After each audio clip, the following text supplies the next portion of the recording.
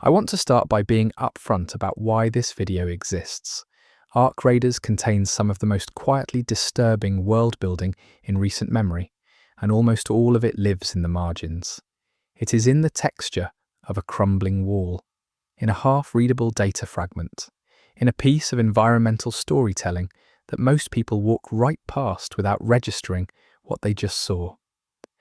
I spent a significant amount of time compiling everything available about this world, from in-game environments and lore fragments to developer communications and world-building hints, and I assembled this video as the most coherent narrative I could build from those pieces. The choice I want to highlight up front is that I started with the human side of this story, not the Ark. I made that call deliberately, because leading with what was lost makes everything that followed feel heavier. Some lore that contradicts itself has been left out. What remains is my interpretation, one possible reading of a world that was deliberately built to be uncertain.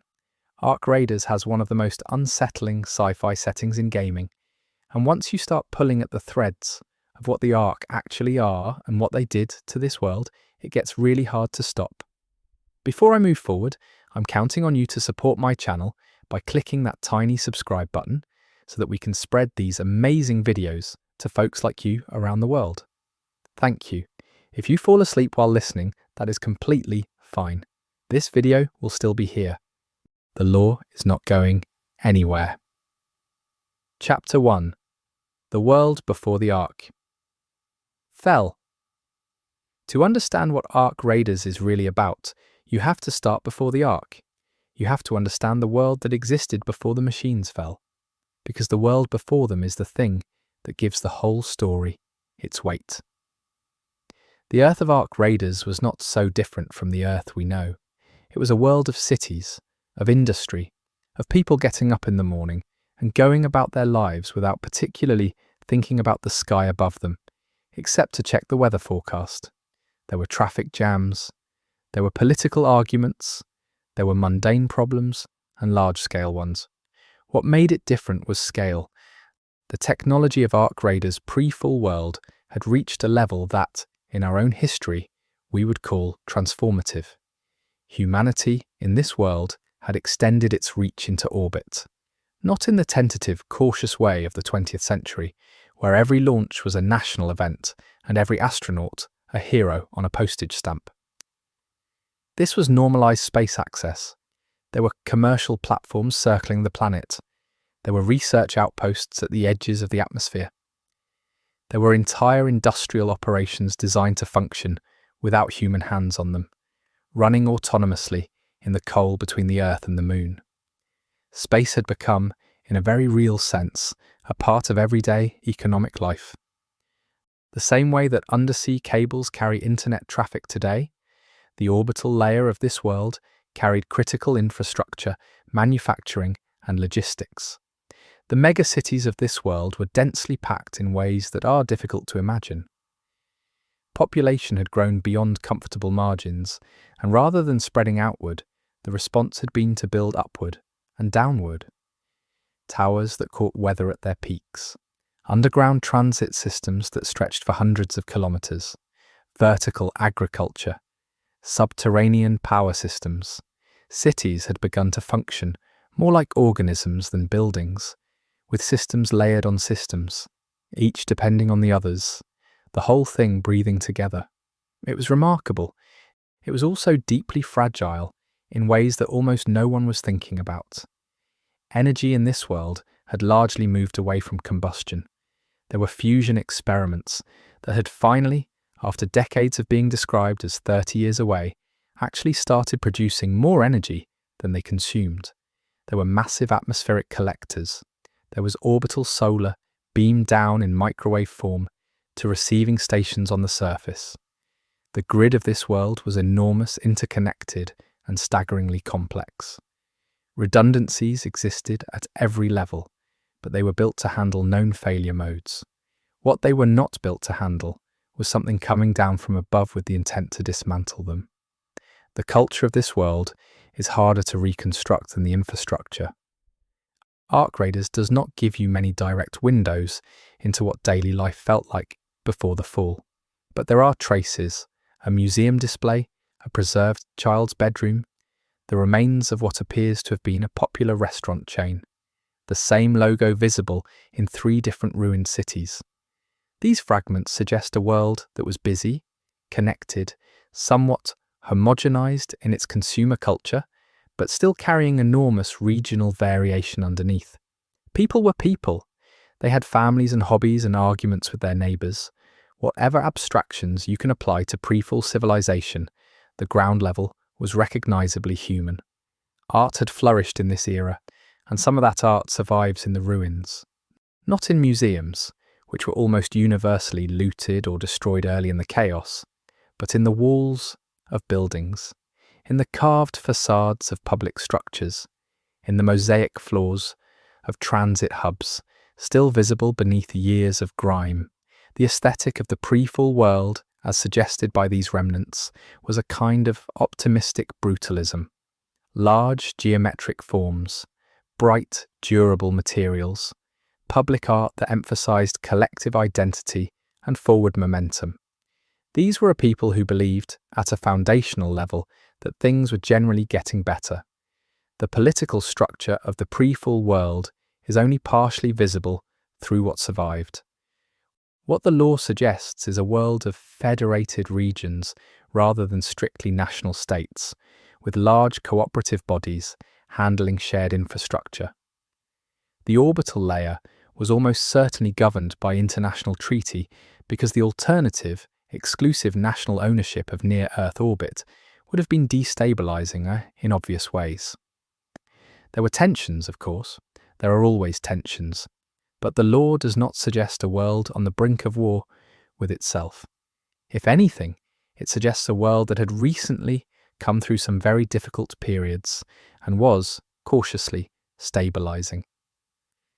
Science in this world had reached a stage that might be described as post-scarcity in some categories.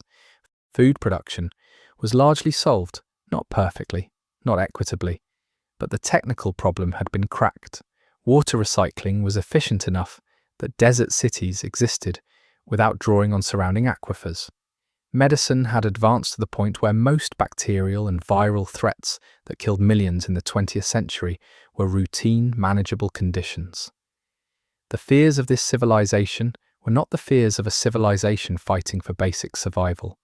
They were the fears of a civilization managing the complexity it had created for itself. There is one element of pre-fall technology that the law returns to again and again without ever fully explaining, and that is autonomous systems.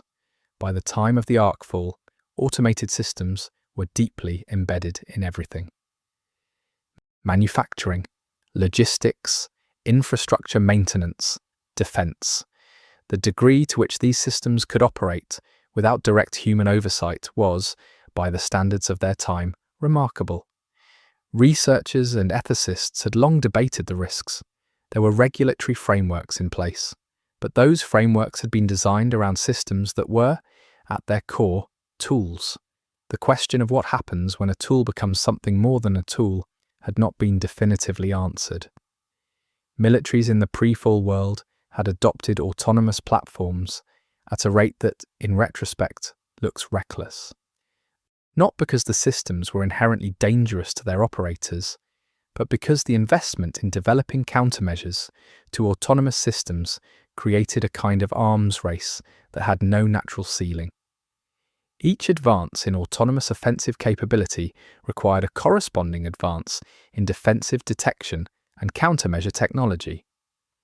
By the time of the Ark fall, the most sophisticated military systems on Earth were not primarily operated by humans.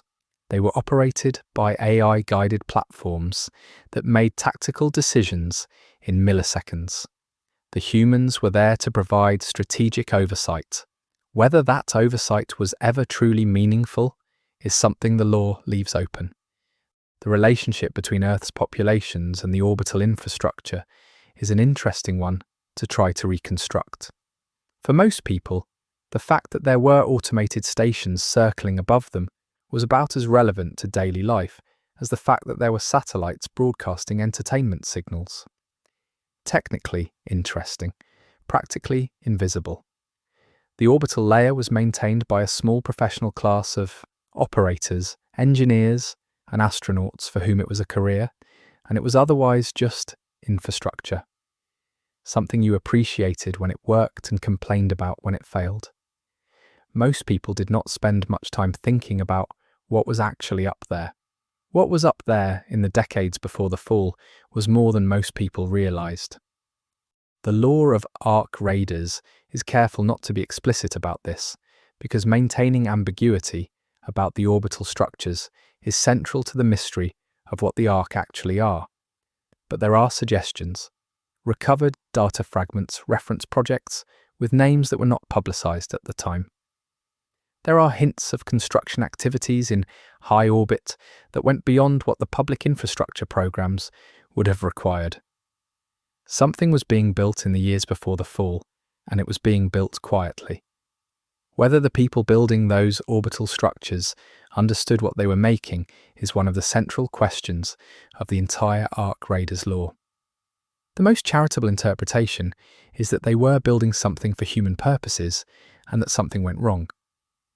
The less charitable interpretation is that they were responding to contact with something, and that the contact changed the nature of what they were building in ways they did not fully understand. Both readings are possible. Both leave open the question of culpability. Both suggest that the fall of the Ark was not entirely unpredictable to everyone. Children growing up in pre-fall cities would have had a very different childhood than children growing up in the ruins. The contrast is visible in the archaeology of those ruins themselves.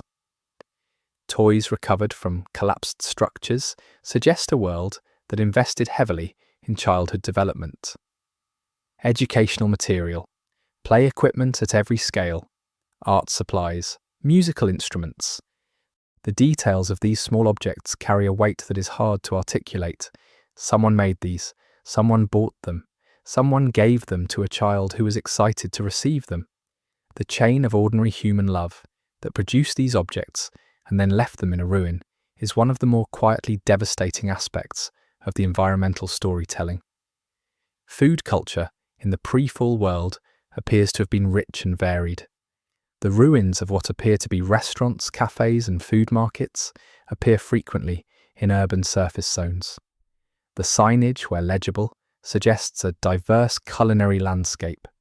Menu boards with dozens of options, specialty shops, street food infrastructure.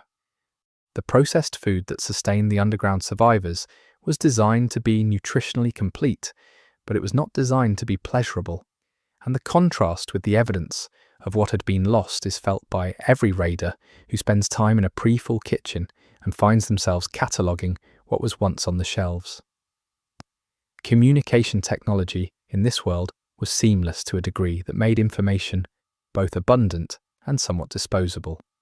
The infrastructure that carried communications was deeply dependent on the orbital layer, which meant that when the orbital layer was disrupted in the early days of the Ark fall, communications did not gradually degrade, they collapsed. For populations that had spent a generation building every important social and economic function on top of continuous connectivity, the sudden absence of that connectivity was not merely an inconvenience. It was cognitively and emotionally destabilizing in ways that made the early crisis significantly worse than the physical destruction alone would have caused. One of the more interesting aspects of pre-fall culture that the Ark Raiders lore hints at is a particular attitude toward death. In a world where most diseases were manageable, where violence had statistically declined over the previous century, where the average lifespan had extended meaningfully, death had become somewhat abstract for many people in the developed regions. It was something that happened to the elderly, to people in less fortunate circumstances, to statistics in reports. The idea of mass death, sudden and without warning, was not part of most people's working model of the world. This psychological unpreparedness, when combined with the communication collapse and the physical threat of the Ark, produced responses that were not always rational. Transportation in the pre-fall world was fast and extensive. The underground transit systems of the megacities moved millions of people daily. Long-distance surface transit had been replaced in many regions by Hyperloop and maglev corridors. Air transport was still primary for intercontinental travel, but had become significantly more automated. The sprawling highway infrastructure of the 20th century still existed in the landscape, but its role had shifted. It was now the backup system, the redundancy, rather than the primary arterial network. The road networks built over the previous century were still used, but they shared space with automated freight vehicles that had largely displaced human drivers. Medicine deserves its own consideration when trying to understand the pre-fall world, because the medical infrastructure that existed before the fall stands in such sharp contrast to the conditions that followed. Hospitals that could diagnose disease at a molecular level in minutes, surgical systems more precise than human hands, drug synthesis that could produce personalized treatments from genetic profiles. The medical system of this world was one of its genuine achievements, a place where the complexity and investment of the civilization had produced something that was, by any historical measure, extraordinary. The people who now live underground and treat injuries with improvised field medicine are the descendants of people who had access to something approaching miracle care. There is a persistent thread in the pre-fall lore that points toward a particular kind of philosophical anxiety that was common in this world, a worry expressed in academic papers, in public discourse, in fiction, in policy debates about the direction of development. Not a worry about any specific threat, but a more generalized unease about the trajectory. A sense that the systems being built were growing beyond the capacity of any single institution or nation to fully understand or control. This anxiety did not translate into action in any meaningful way. It rarely does in any era, but it is there in the record, and reading it in the context of what happened feels like reading a letter from someone who sensed the ground shifting beneath their feet, but could not quite name what they were standing on. The forests of the pre-fall world were something. There are raiders who have travelled far enough from the urban ruins to reach areas that were already wild before the fall, and what they find in these areas is disconcerting in its normalcy. Trees that have simply continued growing. Birds that have adapted to the new conditions with remarkable speed. Insects, always insects, continuing their ancient work with complete indifference to the civilizational collapse of one particular large primate species. The natural world of the pre-fall Earth did not need saving from the Ark. The Ark ignored the natural world almost entirely. What the Ark cared about was built things, human things. The machines that fell from the sky were interested, specifically, in the products of human civilization, and the natural world was simply not relevant to whatever calculus drove them. The ocean was not spared. This point is made clearly enough in the lore to be considered relatively reliable. The Ark's assault was not limited to land-based infrastructure. Underwater cables, subsea resource extraction platforms, and coastal installations all became targets. The ocean cities, which had been experimental but were beginning to mature as platforms, were destroyed early. The sea itself was not damaged, but the human infrastructure built in and on it was systematically dismantled. The pattern of what the Ark targeted and what they left alone is, if you read it carefully, one of the most interesting puzzles in the entire lore. Art created in the final years, before the fall, has survived in digital form in a handful of protected archives that raiders have occasionally accessed. What survives is, predictably, focused on the anxieties of the time. Climate disruption, automation, and unemployment. The disconnection between ordinary people and the global systems that increasingly govern their lives. What is almost entirely absent is any kind of prescient fear of what actually happened. No significant body of art anticipated machines falling from the sky. The imagination of that era, when it projected a catastrophe that came from within, from human choices, human conflicts, human failures. The catastrophe that came from outside, from above, was outside the frame of even the most anxious imaginations. Children in the final years of the pre-fall world were the last generation to grow up with a sky that was simply the sky. Not a threat, not a source of fear, not something to monitor, just the sky, blue or grey or dark, full of weather and light, the same sky that had been over every human generation since the first ones walked out of the forest and looked up. The children of that generation are now old in the underground cities. Some of them still talk about it. The sky before. What it looked like from a building roof. What it felt like to be rained on while walking somewhere. Small things. Things that have become the texture of an entire lost world. The economic systems of the pre-fall world were, like most things in that world, layered and complex. The most important economic fact about the pre-fall world, in terms of understanding what came after, is probably the degree to which critical infrastructure had been privatized. Power systems, communication networks, transit corridors, and portions of the orbital infrastructure were operated by private entities, often transnational ones. This meant that when the crisis began, the response was complicated by questions of authority, liability, and ownership that were profoundly ill-suited to an emergency of that scale. Systems designed for profit optimization are not systems designed for catastrophic failure management, and that distinction became consequential almost immediately. There are fragments in the lore that suggest the Ark fall was not entirely a surprise to everyone. This is a claim that has to be made carefully, because the evidence is fragmentary and could be read multiple ways. But there are documents that reference emergency protocol preparations that seem disproportionate to the publicly acknowledged threat level. There are personnel movements recorded in infrastructure logs that suggest key people in certain organizations were moved to protected facilities in the months before the first documented Ark event. Whether this represents foreknowledge, precautionary planning, or simply coincidental caution is impossible to determine from the available evidence. But it is there, and it is not nothing. The underground bunker infrastructure that would eventually save a portion of humanity did not emerge from nowhere. Bunker construction and maintenance had been an ongoing concern for various governments and private entities for a long time before the Ark arrived. Originally conceived as protection against nuclear exchange, the bunker networks of this world had been maintained, expanded, and in some cases substantially upgraded in the decades before the fall, often under budget lines that were not publicly discussed.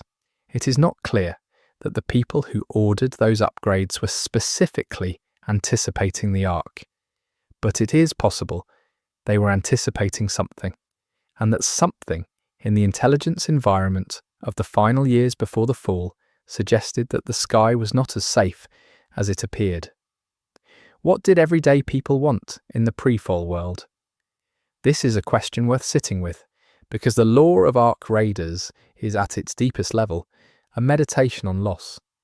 And you cannot understand the magnitude of what was lost without some sense of what people actually wanted their lives to be. The recovered personal records, the journals, the messages, the preserved domestic spaces, they tell a story of ordinary human desire. People wanted to be comfortable. They wanted to be connected to people they loved. They wanted to do work that felt meaningful. They wanted their children to be healthy. They wanted, in short, the things that people have always wanted. And the world they had built was imperfectly, increasingly capable of providing them. The machines that maintained the pre-fall world's infrastructure were not dramatic or visible. They were the background hum, the systems that rerouted power automatically when a line went down. The logistics AI that optimized delivery routes, the maintenance drones that inspected bridge supports and replaced failing components without any human directing them. These systems were, by design, invisible to the people they served. As city infrastructure that required constant human attention would have been inefficient. The automation allowed the infrastructure to sustain itself, to self-monitor, to self-repair, to operate at a scale and complexity that human management alone could not have maintained. The irony that humanity's investment in autonomous systems may have contributed in some way to what eventually happened to them is not lost on the people who now live underground studying those same systems. Language in the pre-fall world was becoming more homogenized at the surface level, while maintaining deep diversity underneath. The dominant global languages of commerce and technology had expanded their reach, but regional languages, dialects, and local variations were not dying. They were adapting, finding new uses, mixing with the global languages in ways that created new forms. The linguistic diversity of the pre-fall world was considerable, and it survives to some degree in the underground cities, where communities that entered the bunkers together have maintained their own idioms and expressions through generations of isolation. The raiders who move between different underground communities sometimes function as informal linguistic translators, as well as physical carriers of goods and information. There was beauty in the pre-fall world. This sounds obvious, but it is worth stating directly because so much of what survives in the ruins is damage, destruction, loss. The beauty is harder to see, but it is there. In the curve of a pre-fall bridge, surviving intact because the arc did not target structural elements for their own sake. In the mosaic floor of a transit station, preserved under a collapsed ceiling that fell gently enough not to shatter it. In the overgrown garden of a pre-fall apartment building, where the plants have continued without anyone tending them, following the basic biological programming that says, grow toward light and spread your seeds and make more of yourself, regardless of what has happened to the dominant species around you. The pre-fall world had its problems, its inequalities, its failures to match its technical sophistication with its moral sophistication. The law does not romanticize what was lost. There are fragments of record that point toward the genuine failings of that civilization, the ways it prioritized efficiency over equity, the ways it concentrated power while broadcasting the language of democratization. These are real, and they are part of the story. But the law also does not use those failings to justify what happened, or to suggest that the ark fall was some kind of cosmic correction. The ark did not fall because humanity deserved it. The ark fell because of a chain of events that had its own logic, and that logic was indifferent to questions of human merit or culpability. The final days before the first cascade event are documented only in fragments, and those fragments are inconsistent. Different records from different locations show different things happening in the hours and days before the sky opened. In some places, there were unusual communication disruptions. In others, atmospheric anomalies.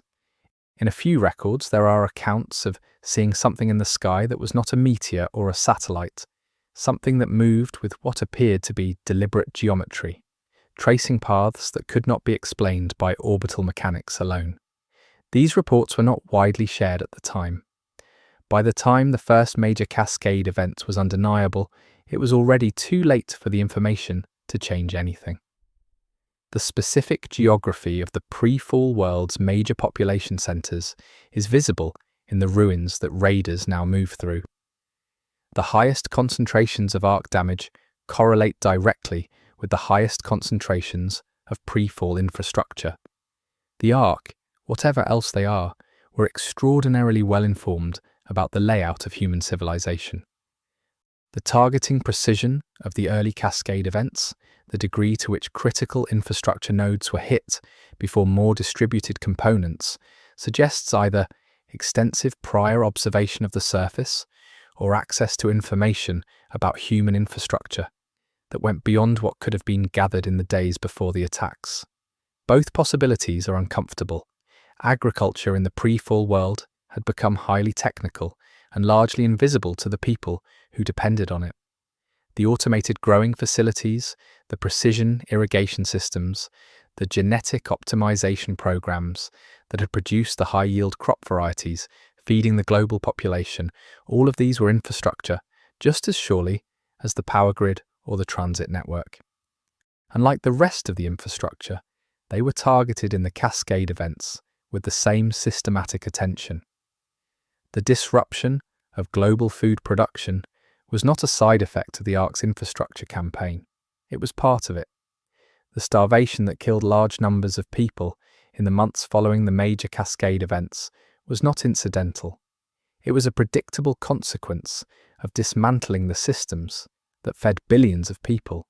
The archives that survived the cascade events, whether in underground facilities, in geographically isolated locations that avoided major Ark activity, or in digital systems that were somehow preserved through the disruption, represent what is left of humanity's collective record.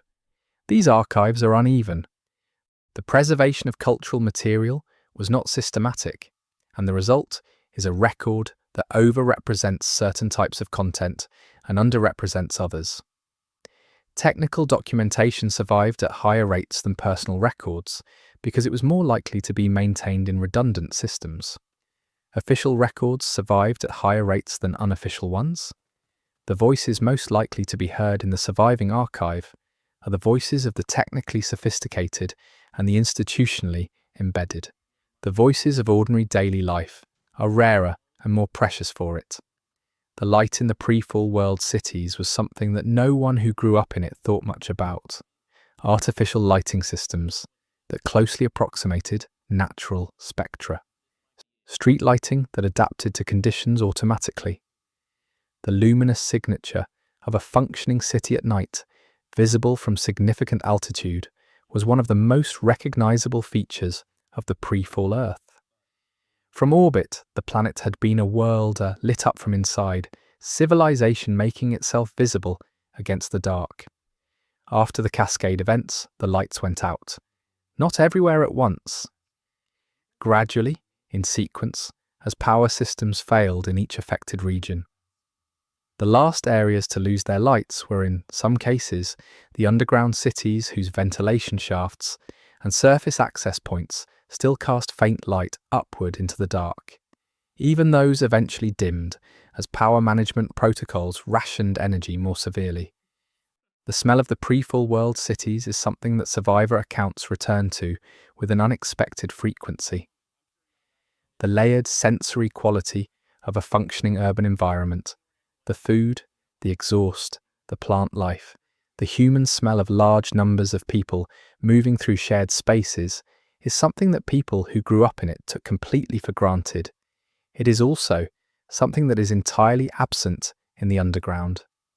The filtered, carefully managed air of the bunker cities has a quality that is reliably described as non-odor, a sensory neutrality that people with surface memories sometimes find deeply disconcerting in the same way that silence can feel louder than sound. The surface, by contrast, has smells. Raiders describe this as one of the first and most overwhelming differences from underground. The surface smells. It smells of decay and rain and metal and vegetation and something else that no one has named adequately. A smell that might be time itself if time could be detected with the nose. The year does not matter here as much as the moment, because the pre-fall world existed in a state of ongoing crisis long before the Ark arrived. Climate instability had been a fact of life for decades. Resource distribution was inequitable in ways that caused genuine suffering in the regions that received least. The social movements attempting to address these problems were large and serious. The pre-fall world was not a utopia. It was a world in mid-argument about its own future, in the middle of changes that were painful and incomplete, trying to maintain the things that were working while fixing the things that were not. The cascade events did not catch humanity at its best moment. They caught humanity in the middle. And the world that was building toward something, whatever it was building toward, never got to find out what that something was. The last ordinary day before the first cascade event was ordinary for almost everyone who lived it. That is perhaps the thing that is most worth sitting with. when trying to understand what the pre-fall world was. The people who woke up on that last ordinary day made breakfast or did not. They went to work or did not. They had conversations with people they loved or they were alone. They were worried about things that, in retrospect, were very small, and they were completely unaware of the thing that was actually coming. The last ordinary day was, for most people, indistinguishable from any other ordinary day. That is what an ordinary day is. And then it was over, and there were no more of them. Chapter 2. The First Cascade, When the Sky Broke. The moment the arc first appeared in mass over populated areas was not a singular event. This is something the law makes reasonably clear, and it is worth emphasizing because the popular conception of the arc fall tends to imagine something dramatic and immediate, a single catastrophic moment when everything changed. The reality, as suggested by the available fragments, was messier than that. There were precursor events, small incidents, individual arc units appearing in isolated areas, usually in places that correlated with infrastructure concentration. A data center, a power substation, a communications relay. These first appearances were reported and investigated, but they were treated as anomalies rather than as the opening phase of a systematic campaign. The first documented cascade event, as reconstructed from available law, took place over a densely populated coastal city. The event was not announced. There was no warning that would have been meaningful, even if it had come, because nothing in the existing emergency protocols was designed to address a rain of autonomous machines from the sky. The cascade, as the event type would come to be called, involved arc units deploying from high orbit in a pattern that saturated a geographic area too broadly for any conventional defense response to cover. They came down fast, they came down in numbers, and when they reached the surface, they did not pause. They immediately began their work. What that work was in the early cascade events was infrastructure destruction, targeted, systematic, efficient infrastructure destruction. The power grid was the primary target. The arc units that fell in the first major documented cascade spent approximately the first 4 hours after landing targeting transformer stations, cable corridors, and generation facilities. The precision of this targeting was the first indication that the arc were not acting randomly. They were following a plan that prioritized the elimination of power distribution. And when the power went out across the affected city, the cascade effects were immediate and severe. Without power, the hospitals lost their autonomous systems within minutes. Backup power held critical systems for a brief window, but the backup systems were themselves dependent on infrastructure that the arc was simultaneously targeting. Elevators stopped, climate control stopped. The water treatment systems that maintained the city's water supply required power to operate, and when they stopped, the water pressure dropped, and within hours, the taps ran dry. Traffic management systems went offline, which made organized evacuation nearly impossible when people did try to leave. The city that had been optimized for continuous operation seized up like an engine running without oil. Communication was the next major failure. The orbital relay infrastructure that carried most of the city's outbound communication was targeted systematically. The ground-based communication towers were also targeted. The first cascade had clearly been designed to isolate the affected area, to prevent the coordinated response that might have been mounted if the rest of the world had real-time information about what was happening. This isolation was effective. The reports that got out in the first hours of the first major cascade were fragmentary, often garbled, and widely disbelieved by recipients who had no framework for understanding what they were describing. Messages that said machines are falling from the sky were not, initially, taken literally. Military response to the first cascade events was immediate but largely ineffective. Conventional weapons could damage and disable individual arc units, but the sheer number of units that came down in a major cascade overwhelmed any response that required targeting individual machines. Airstrikes were possible against concentrations of ARC units, but the ARC quickly demonstrated an ability to disperse when targeted by area effect weapons, spreading out and making themselves harder to hit without causing large-scale collateral damage to the human infrastructure that was still theoretically being protected. The military units that responded to the first cascade events were trained and equipped for everything except this, and the learning curve was brutal. The civilian population response in the first hours of the first cascade events varied by location and by access to information. People who were near enough to see ARC units operating behaved one way. People who knew only that the power was out behaved differently. People who had received some communication about what was happening behaved differently again.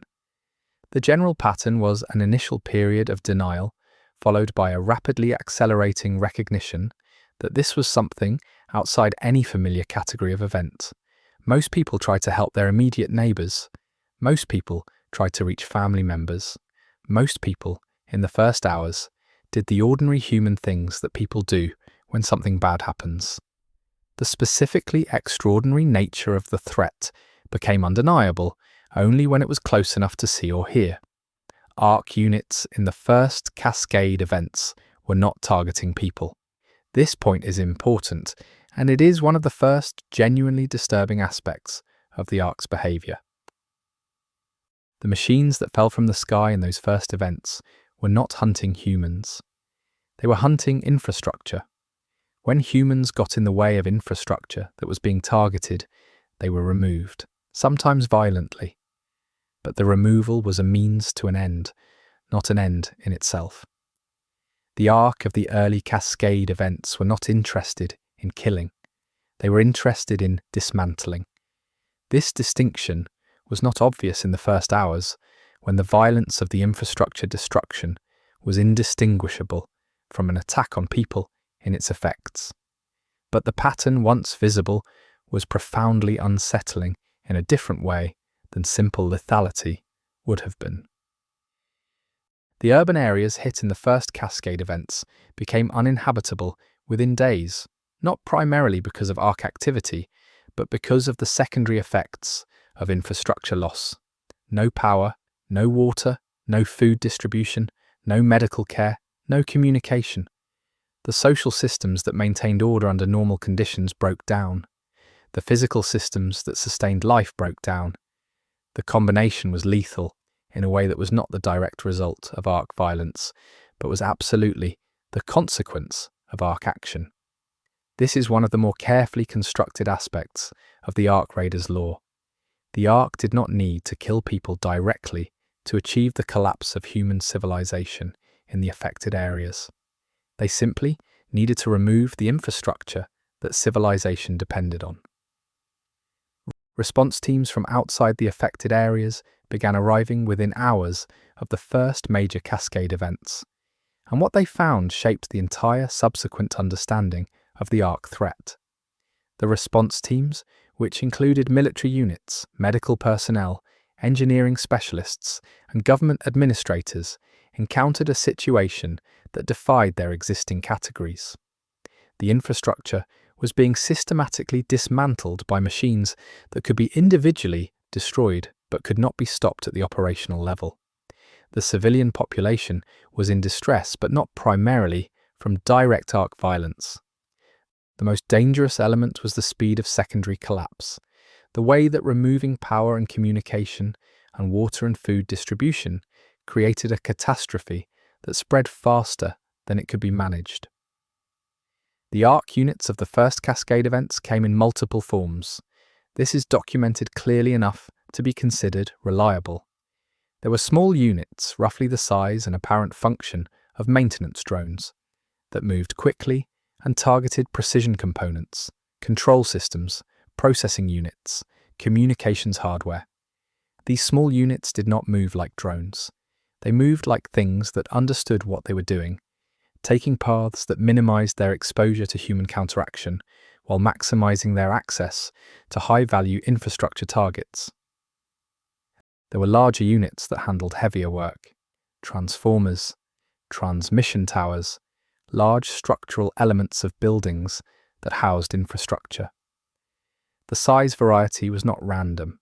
It suggests a designed system rather than a naturally evolved one. The sound of a cascade event, as described in survivor testimony, is worth understanding. The initial approach of arc units entering the atmosphere is audible as a kind of continuous, high-frequency tone that grows from a barely perceptible vibration to something that physically affects people before it becomes consciously registered as sound. Then the individual units break the lower atmosphere, and the sound becomes percussive. Then they reach the surface. The impact sounds were described by survivors as not like explosions, more like something very heavy and very precise striking something else, a mechanical quality, the sound of something happening on purpose. That distinction, the felt sense that what was happening was purposeful, is present in nearly every survivor account of a first encounter with a cascade. Heat signatures from the initial arc deployment were another sensory element that survivors noted. The friction of high-velocity atmospheric entry produced visible heating, and arc units in the moments after landing glowed with residual heat. Survivors who saw arc units in the minutes after landing described them as seeming almost to throb with warmth, which created a visually arresting contrast with the cool, precise mechanical behavior. This detail, the physical heat of something that had just fallen from space, landing and immediately going to work, has become one of the most frequently cited images in the cultural processing of the arc fall. The first major cascade event lasted, by available estimates, approximately 14 hours before the primary arc activity in the affected area began to decrease. In those 14 hours, a city that had housed millions of people lost its ability to sustain those people. The withdrawal of major arc activity did not mean the situation was resolved. It meant that the initial work, the targeted infrastructure destruction, had largely been completed. The arc units did not leave. They consolidated, occupying key infrastructure sites, power stations, communication hubs, transit control centers. They settled into these locations and became, in effect, an occupying force. Not an occupying force interested in population control, but one interested in holding the systems that the population depended on. Rescue operations in the wake of the first cascade events were complicated by the arc's occupation of infrastructure sites. Rescuers who attempted to restore power were met with arc units that prevented the restoration. Rescuers who attempted to restore communication infrastructure encountered the same response. The arc did not simply destroy and move on. They destroyed and then held. This behavior meant that the cities affected by the first cascade events could not be repaired and reoccupied. They were effectively neutralized as functioning human habitats, not because every person in them was killed, but because the infrastructure that made them viable was gone and could not be restored. The scale of the first cascade events was not the maximum possible scale, and this became apparent quickly. The cascade events that followed the first ones were larger. More units, more geographic coverage, more thorough destruction. The learning curve that the arc appeared to demonstrate in the progression of cascade events is one of the most disturbing elements of the early arc raiders' lore.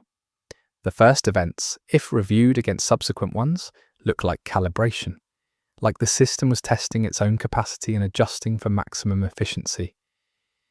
The idea that the arc were not simply executing a fixed program, but were refining their approach in real time, is one that the lore raises without ever directly confirming.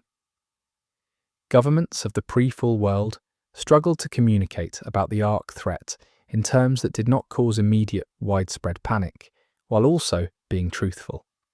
The early communications from official sources described the cascade events in language that was precise enough to be technically accurate but framed in ways that implied the situation was being managed. The language of officials in the first days of the Ark crisis was the language of people who believed that the normal tools of human problem solving would eventually solve this, because the normal tools of human problem solving had always eventually solved things before. That belief was not unreasonable, it was also wrong. Children in the affected areas of the first cascade events were particularly vulnerable, not because the Ark specifically targeted them, but because the support systems that protected children in ordinary life, schools, medical care, food distribution, safe shelter, were among the first things to collapse. The documentation of what happened to children in the first Ark-affected areas is sparse because record-keeping was not the priority in those circumstances. But there are fragments, notes passed between adults trying to coordinate protection, supplies lists that mention small shoes and vitamins. These details are a particular kind of difficult to encounter in the law because they make absolutely concrete what the statistics only gesture toward. The underground bunker systems that would eventually house the survivors of the Ark crisis were not designed for rapid mass deployment. They were designed for slower-moving threats, for scenarios where there would be time for orderly relocation. The speed and geographic spread of the cascade events meant that many people who might theoretically have reached a bunker entrance did not. The distance was too great. The communication infrastructure that would have directed people to the nearest entrance was down. The transportation infrastructure that would have moved people quickly was disrupted. The bunkers saved the people who were close enough to them, or who had prior knowledge of their locations, or who were part of the administrative and military structures that had predetermined access.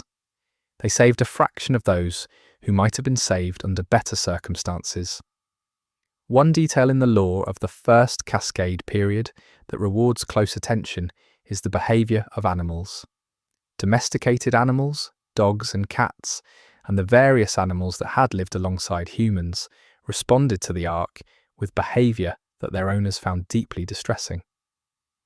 Not the distress that animals show during thunderstorms, but something closer to the behaviour that animals show when they encounter a predator. A fundamental biological alarm. Dogs that were otherwise calm became uncontrollable. Cats disappeared into hiding and would not emerge. Birds that had been habituated to urban environments flew away and did not return. Whatever the animals sensed in the Ark, their nervous systems classified it as something fundamentally threatening in a way that went beyond their experience of ordinary danger. The social dynamics within the affected cities in the first days of the Cascade crisis followed patterns that emergency researchers had documented in previous disasters, but at a speed that previous disasters had not required. The formation of mutual aid groups, the identification of informal leaders, the development of rationing systems, the mapping of physical threats, the negotiation of shelter. These social adaptations happened quickly because human beings are very good at rapid social reorganization under threat. The tragedy of the first Cascade period was not that people failed to adapt socially, it was that the pace of infrastructure collapse outran even the rapid human capacity for social adaptation. Before the social structures could stabilize, the conditions they were stabilizing for had changed again. The first attempts to capture or study Ark units were made within days of the first Cascade events. Small units that had been disabled by conventional weapons were retrieved by research teams who recognized, early, that understanding these machines was essential to any effective response. The initial findings from these early studies are referenced in the law, though the details are fragmentary. What they found, apparently, was a level of engineering sophistication that was simultaneously recognizable and deeply strange. The components were made of materials that existed in human manufacturing, but the architecture of the systems, the way the components were arranged and interfaced, did not match any design lineage that could be identified in human engineering records. Communication between affected cities in the early Cascade period happened through improvised means when the primary infrastructure was down. Radio, analog radio, using pre-digital frequencies, proved more resilient than digital communication in the early chaos. People with knowledge of radio technology became very quickly important people. The information they carried between isolated communities was often fragmentary and sometimes wrong, but it was better than nothing. And the development of a loose radio network in the early crisis period was one of the more remarkable instances of human resilience that the law documents. Some of those radio operators were still transmitting months later, maintaining connections between isolated groups who would otherwise have had no knowledge of each other's existence. The governments that survived the first cascade events did so primarily by moving their decision-making capacity underground and by radically simplifying their organizational structures. The complex bureaucracies of the pre-fall world did not function well under the conditions of the early Ark crisis. What worked was smaller, flatter, more responsive command structures that could make decisions quickly and implement them without the multi-layer approval processes that normal governance required. The transition from normal governance to crisis governance was painful. It involved the abandonment of many processes that had existed for good reasons and the concentration of authority in the hands of fewer people than was comfortable. But it was what survived. Military doctrine in the first cascade period was essentially being written in real time. The traditional frameworks of warfare were not applicable. Conventional air power was effective against individual Ark units, but not against cascade events at scale. Ground forces could engage Ark units successfully, but were overwhelmed by the numbers that cascade events deployed. The doctrine that eventually emerged of targeted harassment, strategic infrastructure protection, and managed withdrawal from areas that could not be held was not the doctrine that any military had trained for. It was improvised under fire at enormous cost by people who were simultaneously losing and learning. The question of who was responsible, in the political sense, for the Ark crisis was raised almost immediately and has never been fully answered. Governments that had managed the orbital infrastructure looked at the evidence that the Ark came from orbital installations and faced uncomfortable questions about their role in creating the conditions for what happened. The accusations and denials of that early period are preserved in the law in fragmentary form, and they make for difficult reading, not because they reveal clear culpability, but because they reveal the degree to which human political instinct, the search for someone to blame, the protection of institutional reputation, the management of public perception, continued to function even in the midst of catastrophe. The experience of surviving the first days of a cascade event is documented in several survivor testimonies that the Ark Raiders lore preserves. They share certain features: the initial disbelief, the moment when disbelief becomes untenable, the decision to move, regardless of having a plan, the encounter with other people who are also moving, also without a plan, and the improvised coordination that emerged from that encounter. The first night in a location that was not home, surrounded by people who were not family, managing fear and exhaustion, and the persistent uncertainty about what came next. These testimonies are the human texture of the Ark fall, and they are preserved in the lore with a care that suggests whoever assembled these records understood their importance. By the end of the first month of major cascade events, the world had changed in ways that were already irreversible. The cities that had been hit were not going to be rebuilt anytime soon. The orbital infrastructure that had been part of the global economy for a generation was disrupted or destroyed. The communication networks were fragmented. The political structures that had governed the world were in various states of dissolution, adaptation, or desperate continuation. The people who had been moved into bunkers were beginning to understand that the bunker was not a temporary shelter, but a new home. And in the ruins above them, the Ark continued their work, moving through the infrastructure of the fallen world with the patience of machines that did not need to eat or sleep or mourn. The temperature changes in cascade-affected cities in the aftermath are something that survivors described in unexpected detail.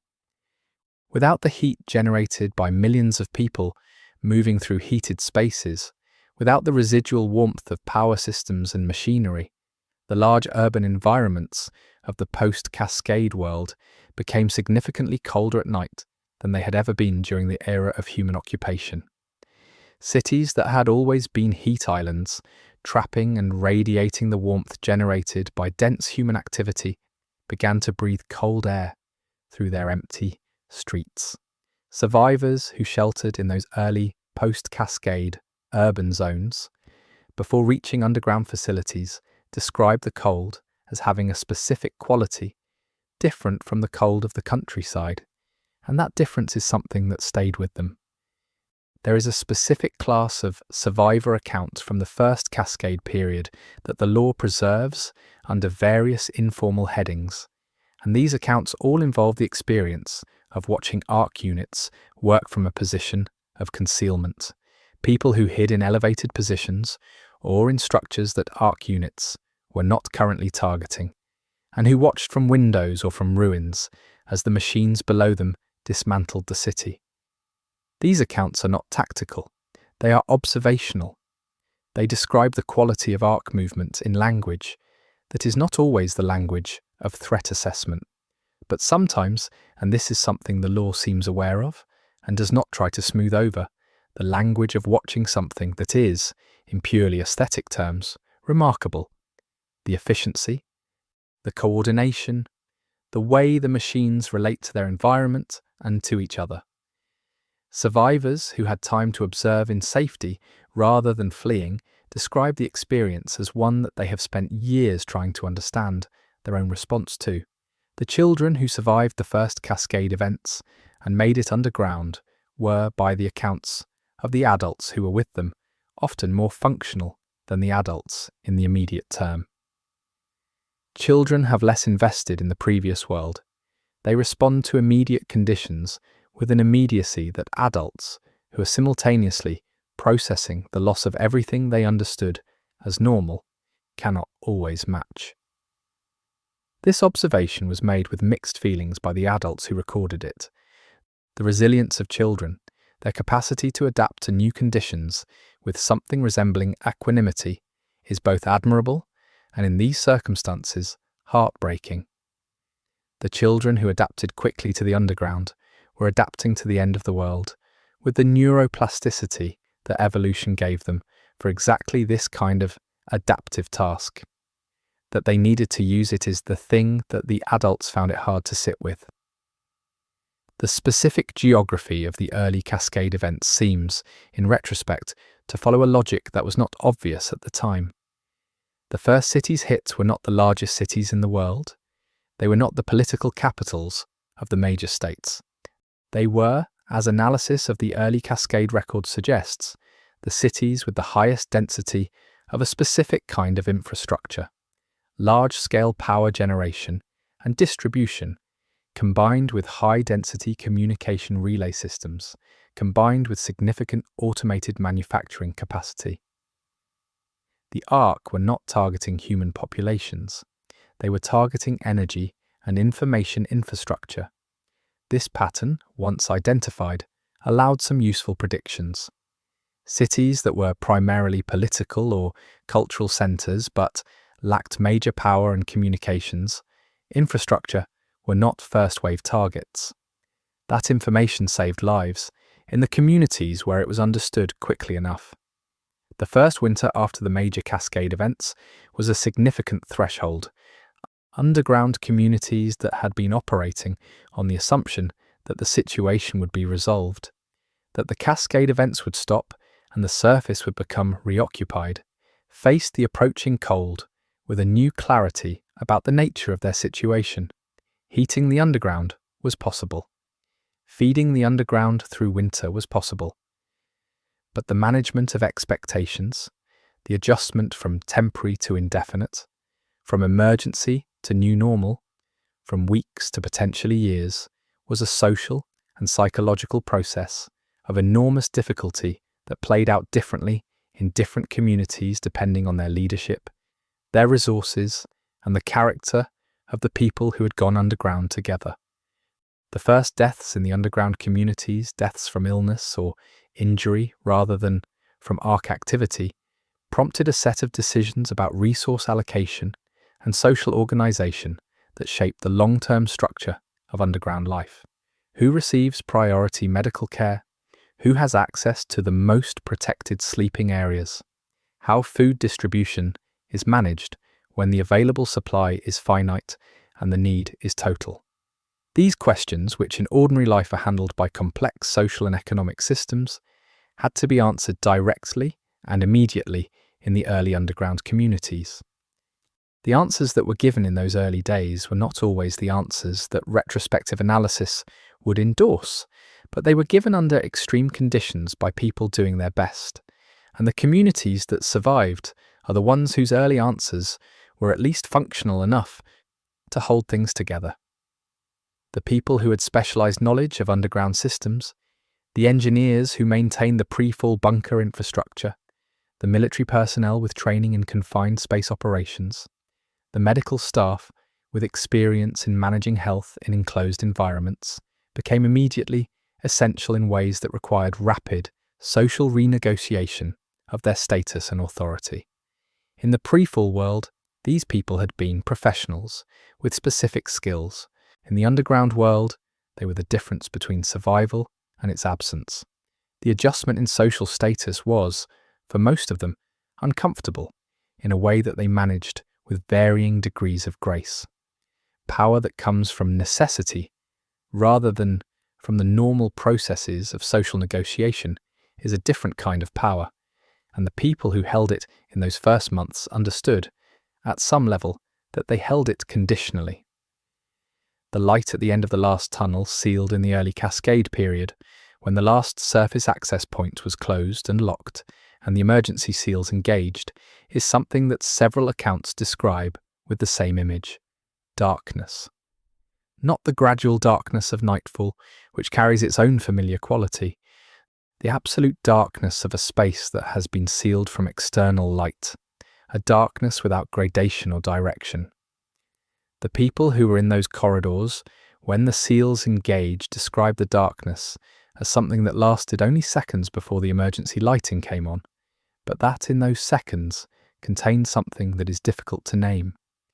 The understanding, perhaps, that the world above was closed, that what had been was over, that what came next would be different in ways that could not yet be seen. Chapter 3. The Underground: How Humanity Survived.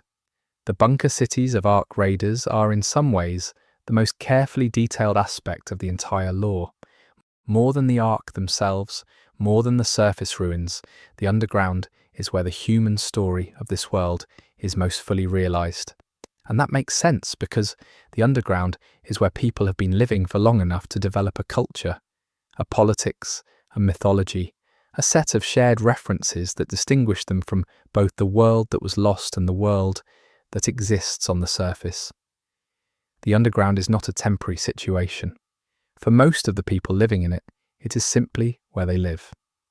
The physical structure of the bunker cities varies considerably between locations, but the lore gives us a clear enough picture of their common elements to build a general understanding.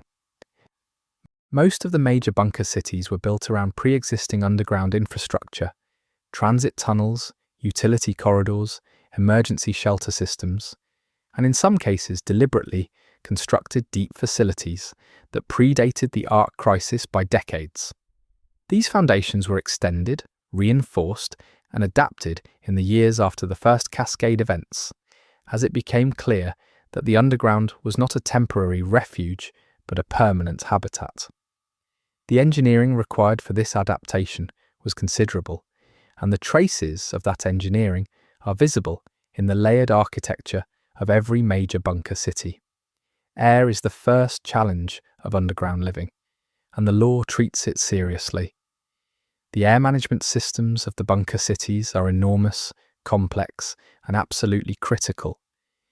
They involve filtration systems that remove the contamination that is built up in the surface atmosphere, ventilation systems that manage air circulation through tunnel networks that were not originally designed for habitation, and monitoring systems that track air quality continuously. The people who maintain these systems occupy a particular place in underground society. Their work is invisible when it is successful and immediately catastrophic when it fails. The cultural weight placed on the air managers and the social respect accorded to them is one of the details that makes the bunker city societies feel real.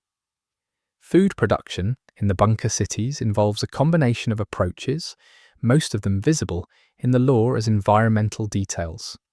Vertical growing systems using artificial light, fungiculture, the cultivation of mushrooms, which requires no light at all and can use waste organic material as substrate. Insect protein farming, which is deeply unpopular culturally but extremely efficient nutritionally. Algae cultivation in sealed water systems, and a small amount of surface foraging by raiders who bring back what they can. None of these individually would be sufficient. Together, they sustain the underground populations at a level that is nutritionally adequate, but gastronomically very limited. The food of the underground is one of the persistent sources of psychological difficulty for the people who live there, not because it is dangerous, but because it is relentlessly monotonous. Water in the bunker cities is managed with an intensity that the surface world never required. Every drop is tracked. Every recycling system is maintained to its maximum efficiency. The geological context of each bunker city matters significantly. Some have access to aquifers that can be safely tapped, while others depend almost entirely on closed-loop recycling systems. The water managers of the bunker cities have a status similar to the air managers, respected, trusted, and somewhat set apart. There is a particular cultural anxiety around water that pervades underground society in arc raiders, visible in the way water is used in social rituals, in the expressions people use, in the specific weight given to water-related obligations. In a world where water could run out, the social importance of water management runs very deep. Power is the third critical resource, and its management defines much of the underground social order. The power systems of the bunker cities draw on whatever sources their specific geography makes available. Geothermal in some locations, stored chemical energy from surface raids in others, small modular reactors in the most sophisticated facilities. The power available determines what can be run. More power means better air and water management, more effective food production, better lighting, and more computing capacity. Less power means rationing, which means hierarchy, which means conflict over who gets priority. The politics of power distribution are among the most contentious in underground society, and the law preserves records of these conflicts in ways that make clear they are ongoing. Light deserves its own discussion because its psychological importance in the underground is difficult to overstate. Human beings evolved in a world with natural light cycles, and the absence of natural light in the deep underground has measurable psychological effects. The bunker cities address this through artificial lighting systems designed to approximate natural light cycles with variable color temperature and intensity that mimics dawn, daylight, and dusk. These systems are maintained carefully because the psychological effects of disrupted light cycles, sleep problems, mood disorders, reduced cognitive function are significant enough to affect the productivity and social cohesion of the community.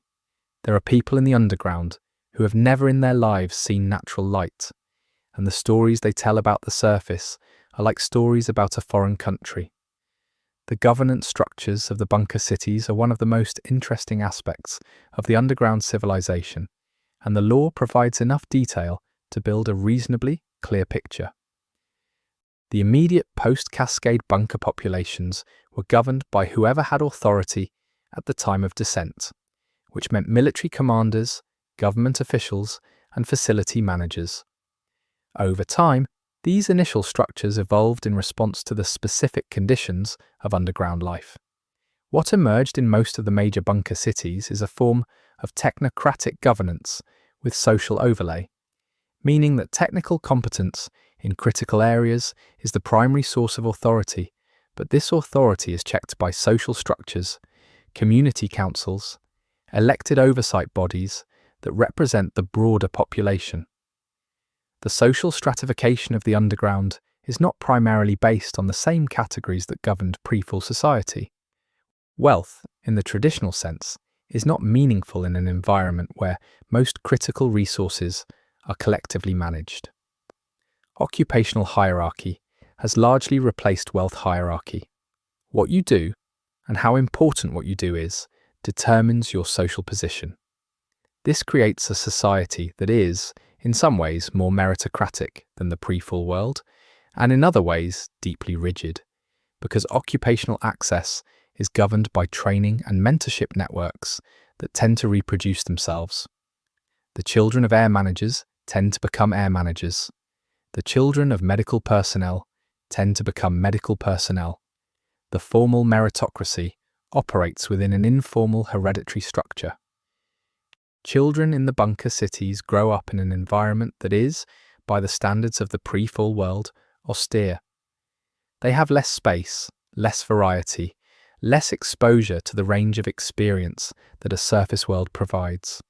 But the law suggests that childhood in the underground is not bleak in the way that the physical conditions might suggest. Communities that have nothing to spare for non-essential activities still find ways to make things for their children. Games, stories, art materials, improvised from whatever is available. The schools of the underground cover not just practical skills, but also something like cultural education, the history of the surface world, the arts and literature that survived in digital archives, the languages that the pre-fall world spoke. Children in the underground are not raised in ignorance of what was lost. They are raised in full knowledge of it, which creates its own particular kind of sadness. The relationship between the underground generations and the surface is not uniform. Among the older population, those who remember the surface, the relationship is one of grief. Among the middle generations, those who are told about the surface extensively, but have no personal memory of it, the relationship is more complex, a mixture of cultural inheritance, inherited grief, and a sometimes resentful awareness that the world of the surface is constantly held up as something better than what they have. Among the youngest generations, those born underground with no familial connection to the surface in living memory, the relationship is often one of curiosity, and in some cases, a complete absence of the emotional weight that older generations carry. For these young people, the surface is not a lost home. It is an interesting and dangerous place. Raiders are the interface between the underground and the surface, and their role in underground society is complex. They are necessary.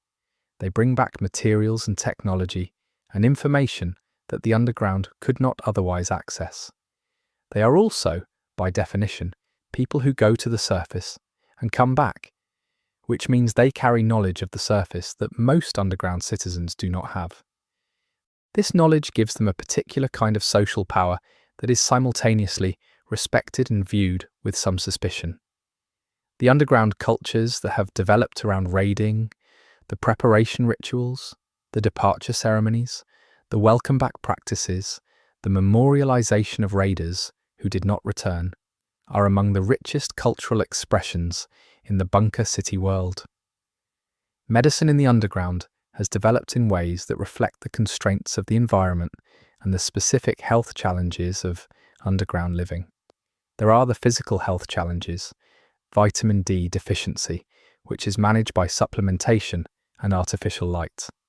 Respiratory issues from air that is filtered but not identical to natural atmosphere. Musculoskeletal problems from environments that lack the natural, varied terrain that human bodies evolved to navigate. There are the psychological health challenges, claustrophobia, depression, anxiety disorders that express specifically in the underground context. The medical systems of the bunker cities have adapted to all of these, developing treatment protocols that draw on pre-fall medical knowledge but have been substantially modified for the underground context. Religion and spirituality in the underground have taken forms that might surprise an observer from the pre-fall world. The organized religions of the pre-fall world survived in various forms in the bunker populations, maintained by practitioners who brought their traditions underground with them. But new spiritual and quasi-spiritual practices also emerged, specific to the underground context. Some are focused on the surface, rituals that orient toward the world above, that maintain a spiritual connection to a world that cannot be physically accessed. Some are focused on the machinery, practices that treat the critical systems of the bunker as something more than mechanical, that incorporate the rhythms of air and water and power management into spiritual observance. These new practices are not always understood or accepted by the preservers of pre-fall religious traditions, and the resulting tensions are a persistent feature of underground cultural life. The concept of time in the underground has necessarily been reconstructed. Without the natural light cycles that human timekeeping evolved around, underground society maintains time through artificial means. The light cycles already mentioned, communal schedules, clock systems, but the relationship to larger time, to seasons, to years, to the longer rhythms that the surface world provided, is different. Underground communities mark the passage of years with ceremonies, but those ceremonies do not have the visceral, physical grounding that the natural year provides on the surface. Time in the underground is something that has to be actively maintained rather than something that the environment provides. This has subtle effects on the underground culture's relationship to history, memory, and expectation. The dead are managed in the underground in ways that the physical constraints of the environment dictate. Burial, in the traditional sense, is not possible in deep underground facilities. Cremation requires energy that might otherwise be directed toward critical systems. The solutions that the bunker communities have developed for managing their dead vary by community and by cultural heritage, but the most common approaches involve either chemical reduction or very deep placement in designated geological formations that are not part of the active habitat. The ceremonies surrounding death in the underground are, by universal account, among the most important and carefully maintained cultural practices. The dead are not abandoned, even when the logistics of managing them are difficult. Art in the underground exists at every level, from the small personal ornaments that people make in their off hours to the large-scale murals that cover the walls of communal spaces. The subject matter of underground art reflects the preoccupations of underground life, the surface which appears in idealized, remembered, or imagined forms. The arc which appears sometimes as threat, sometimes as abstraction, sometimes as a subject of genuine aesthetic fascination. The machines and systems of the underground itself, the air handlers and water recyclers and power systems that keep everyone alive, which underground artists have found ways to render as subjects of beauty, the people of the underground, and the children, always the children, who appear in underground art with a frequency that suggests they represent something larger than themselves. Memory is a particular preoccupation of underground culture. The people who remember the surface carry those memories with enormous weight, and the transmission of those memories to people who do not have them is taken seriously. There are formal oral history programs in several of the major bunker cities, in which people with surface memories record them systematically. These recordings are treated as culturally important objects. There are also informal transmissions, grandparents telling grandchildren about what rain felt like, parents describing the smell of a forest to children who have only ever known filtered air. These personal transmissions are not always accurate, and they are not always free of the distortions that grief and time produce. But they are sincere, and they are the primary mechanism through which the surface world remains real to people who have never seen it.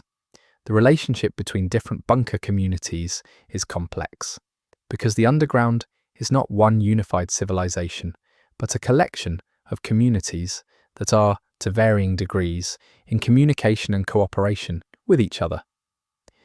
Physical connection between bunker cities through tunnel networks is possible in some cases and not in others.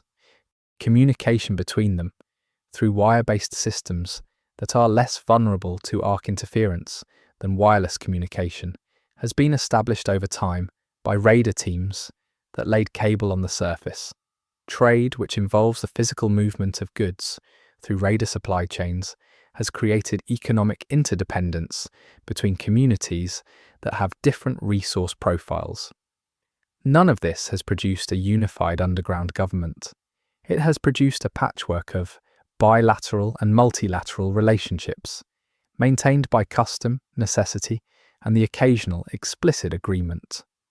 The law suggests that there are bunker communities that have gone dark, communities that at one point were in communication with others, but that have stopped responding. The reasons for this are, in most cases, unknown. It could be infrastructure failure. It could be a decision to maintain isolation. It could be something worse.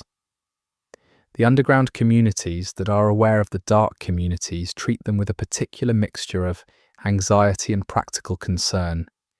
Anxiety because the silence suggests something has gone wrong. Practical concern because the resources and population of a dark community represents significant value if they are still intact. Several raider operations have been mounted specifically to make contact with dark communities. Not all of them returned with answers. The children born underground to parents who were themselves born underground represent a generational threshold that the law marks as significant. These are people who have no family memory of the surface at all. Their grandparents' stories of rain and open sky are as distant, experientially, as any other historical account.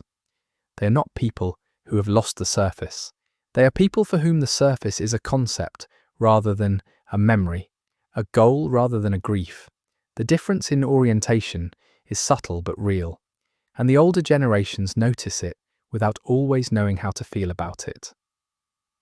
There is something of both hope and sorrow in watching a generation grow up for whom the tragedy of the Ark fall is history rather than lived experience. The economic systems of the underground communities are not markets in the traditional sense, because the scarcity that drives market behavior is managed collectively rather than distributed through price signals. Most critical goods, air, water, food, power, are treated as commons and managed by the community structures responsible for each. Non-critical goods and services, the things that constitute quality of life beyond bare survival, operate in systems that more closely resemble informal reciprocal exchange or soft barter. The concept of individual wealth accumulation is not absent from underground society, but it is constrained by the structural reality that the most important things cannot be individually owned. What people can accumulate is reputation, skill, and social connection, and these are the real currencies of the underground. Language changes in the underground communities over generations. The languages brought down from the surface are maintained because the archives and the cultural preservation programs actively work to maintain them. But the underground has also developed its own vocabulary, specific terms for the conditions and concerns of underground life that did not exist in surface language and for which surface vocabulary does not have exact equivalents. These new terms are not formalized in any way. They emerge from use, spread through social contact, and eventually become part of the everyday vocabulary of communities that use them. Linguists in the underground archives who study the evolution of language under these conditions regard the emergence of underground-specific vocabulary as one of the clearest markers of a genuinely distinct underground culture that is not simply the pre-fall culture preserved in a smaller space. The violence of the underground communities is not the same as the violence of the pre-fall world. The conditions of scarcity and confinement and constant low-level stress create conditions that are not historically associated with low rates of interpersonal conflict. The communities that have managed this best are the ones that developed clear, consistently enforced social norms early in their history and that invested in the social infrastructure for conflict resolution. The communities that have managed it worst are the ones where resource competition became openly adversarial, where factional divisions hardened, or where the governance structures lost the trust of a significant portion of the population. The law documents both outcomes. The difference between a bunker community that is genuinely functioning and one that has descended into internal conflict is not always immediately visible from outside, and raiders who visit unfamiliar communities sometimes discover that the reality is significantly darker than the reports they were given. The relationship between underground communities and the surface changes over time, as more is known about the surface, and as the skills required for surface operation are more widely distributed. In the early post-cascade period, the surface was a place of absolute danger and mystery. Over generations, it became more known. The patterns of arc activity were charted, the safe zones were identified, the transit routes between underground access points were established. The surface became, in the sense relevant to experienced raiders, a navigable environment rather than an incomprehensible one. This does not mean it became safe. It means it became known, and known danger is different from unknown danger in ways that matter for how people relate to it. The shift from the surface as pure terror to the surface as dangerous but familiar is one of the long-term cultural transitions that the law traces with some care. The tools of underground culture are not the tools of the pre-fall world, even when they physically are. A pre-fall entertainment device used in an underground community is not the same object it was before, because the context of its use is entirely different. The content accessible on it is a finite archive rather than an expanding live feed. The act of watching a pre-fall film in the underground is an act of cultural archaeology as much as an act of entertainment. Watching something made by people who did not know what was coming, in a world that no longer exists, with the full knowledge of everything that happened between then and now. The emotional layering of this experience is considerable, and the underground communities have developed their own norms for navigating it. Some people find pre-fall entertainment comforting, others find it unbearable. Most people's relationship to it changes over the course of their lives. The particular quality of underground community that is perhaps most consistently described in the law is its intensity. In confined spaces with the same people over years and decades, relationships that in the surface world might have been casual acquaintances become something more defined by proximity. People who do not like each other must nevertheless cooperate for survival. People who do like each other develop bonds that the surface world, with its mobility and its infinite replacement options, rarely produces at this depth. The friendships of the underground are, in survivor and second-generation accounts, described as among the most significant relationships of their lives. The enmities are described similarly. The closeness of underground life compresses everything, the good and the bad, into a density that has no surface equivalent. The sounds of the underground are something that people who have grown up in it rarely consciously notice, but that visitors from one community to another register immediately.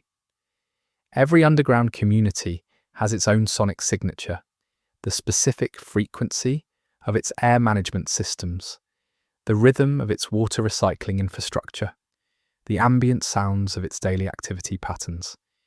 These sounds are the background noise of underground life in the same way that traffic and bird song and weather are the background noise of surface life. They are what quiet sounds like in the underground, and they are what people who grew up underground miss if they spend time on the surface, in the same way that surface people miss the sky. Not a specific sound, but the particular quality of sound that says you are home. The teaching of history in the underground communities is one of the most politically charged activities that takes place there. What is taught about the pre-fall world? What is taught about the cascade events? What is taught about the role of specific institutions and specific decisions in producing the current situation? All of these questions are contested because the communities that now occupy the underground are descended from the communities that made the decisions of the pre-fall world, and the implications of those decisions for questions of responsibility and guilt are not comfortable for the living descendants of the people who made them. The history taught in different underground communities varies significantly, and raiders who spend time in multiple communities sometimes find the contrast disorienting. The same events presented with entirely different emphases, different conclusions, different moral frameworks. The physical health of underground populations is carefully monitored and extensively documented in the underground archives, because the medical community understood early that the long-term effects of underground living on human physiology were not fully known, and that building a longitudinal health record was essential. What that record shows, across the generations of underground habitation, is a mixed picture. Some predicted health problems have been successfully managed. Others have proven more persistent than anticipated. New health patterns have emerged that were not predicted at all, associated with specific aspects of underground life that pre-fall medicine had no category for. The physical health of underground communities is generally adequate by the standard of keeping people functional and productive. It is not excellent by the standard of what pre-fall medicine could have provided. The gap between those two things is something that the medical community lives with daily. The architecture of the underground communities reflects the compromises of their origin and development. The initial spaces, converted from pre-fall infrastructure, have shapes that were designed for purposes other than human habitation. Transit tunnels with their curved walls and tracked floors, utility corridors with their pipes and conduits running along every surface, emergency facilities with their Spartan functionality. These have been adapted, decorated, partitioned, and personalized over years and decades by the people who live in them, until the original function of the spaces is often barely visible beneath the layers of habitation. The aesthetic of the underground is, in the communities that have had the time and resources to develop one, an aesthetic of transformation, visible evidence of the process by which inhospitable space was made into home. The night cycle of the underground, the dimming of the lighting systems that approximates the onset of dark, is the daily punctuation of underground life. The social significance of this transition is considerable. The activities that happen in the underground night, the quieter, more private activities, the conversations that happen when the ambient community activity has reduced, are culturally distinguished from the day activities in ways that have developed organically over the generations of underground habitation. The underground night is not the absolute darkness of a sealed space. It is a managed approximation of night that people have learned to use and to value in ways that track the evolutionary human relationship with the dark, as a time for rest, for privacy, for the conversations that daylight makes harder. The maintenance of the underground community's physical infrastructure is a daily, continuous activity that involves a significant proportion of the population at any given time. The systems that sustain underground life are complex, interdependent, and subject to the ordinary failures of all mechanical systems. What makes underground maintenance different from surface maintenance is the consequence of failure. A damaged air handler is not an inconvenience, it is a potential mass casualty event. This elevates the social status of maintenance work in ways that surface societies rarely do, and it creates a culture of maintenance that treats the physical systems of the community with a combination of respect and anxiety that visitors from communities with different resource profiles sometimes find excessive. The maintenance culture of the underground is, however, the reason that communities that might have failed years ago have survived. And its practitioners are aware of this in the way that people who have prevented disasters tend to be, quietly, persistently, and with a watchfulness that never fully relaxes. The music of the underground communities is one of the most direct expressions of the underground's cultural development, because music, unlike many other art forms, can be produced with minimal resources. Voices, improvised instruments, percussion made from available materials. The music that has developed in the underground over the generations of habitation draws on the pre-fall traditions that were brought down by the founding populations, but it has evolved in response to the specific acoustic properties of underground spaces and the specific emotional needs of underground life. The underground has a music that does not sound like surface music. It fills different frequencies, it uses different structures, it carries different emotional content. Visitors from other communities who hear a community's music for the first time often describe the experience as unexpectedly moving. The music makes the community audible as a community. The concept of outside in the underground communities carries a weight that it does not carry in surface contexts. Outside means the surface, which is the domain of danger, of arc activity, of the ruined world. But outside also means other communities, other people, other ways of organizing life that the local community does not practice. The relationship between inside and outside, between us and them, is more sharply defined in underground communities than in most surface contexts, precisely because the physical boundary between inside and outside is absolute. You're either in the bunker or you're not. You are either of this community or you're a visitor. The clarity of the boundary has psychological and social consequences that the pre-fall world, with its permeable and multiple boundaries, did not produce. The food preservation knowledge that the underground communities have developed represents a significant body of practical expertise that exists nowhere in the pre-fall record.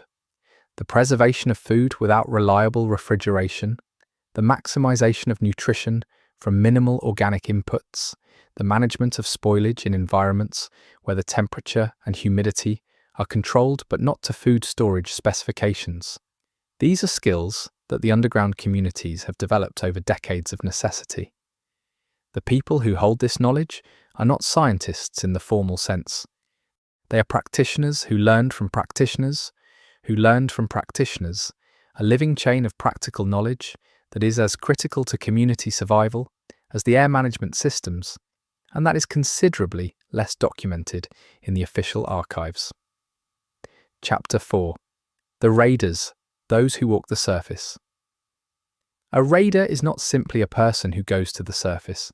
The word suggests a certain kind of action, and the action is real enough, but it does not capture what raiding actually is, what it requires, what it takes from people, or what it gives them in return. Raiding is the most dangerous regular occupation in the underground world. It is also, for a significant number of people, the most necessary.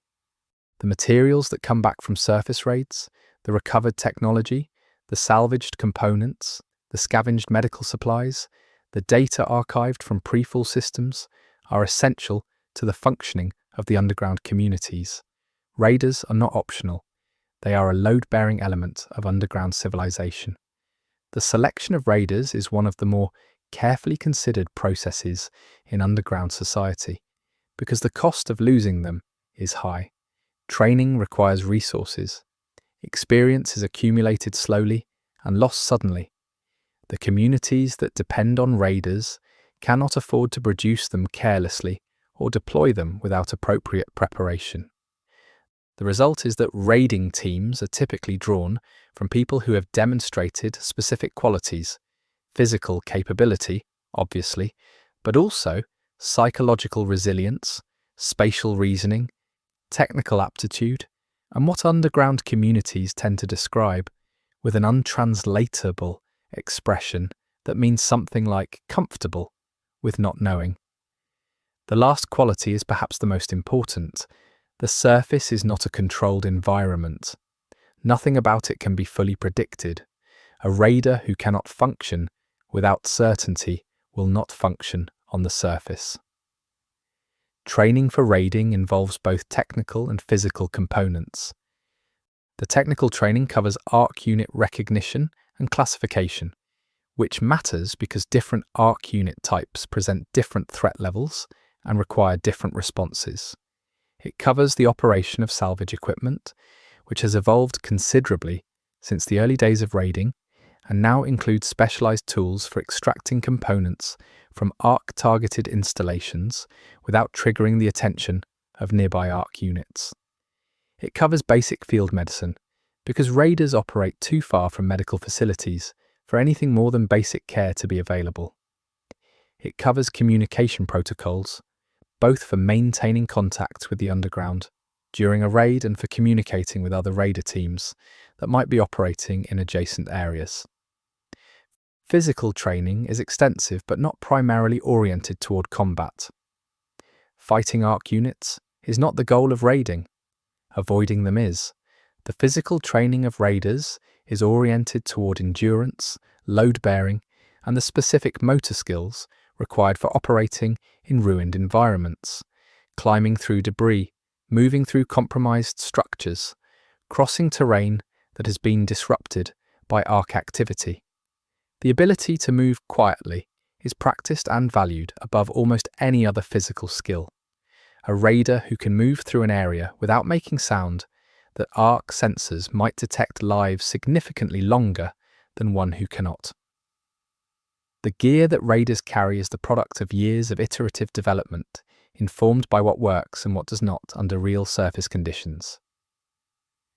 The environmental suit that protects against the surface atmosphere is the most important piece of equipment, and its maintenance is treated as an absolute priority. A compromised suit is not a slight hazard, it is a mission-ending and potentially life-ending situation.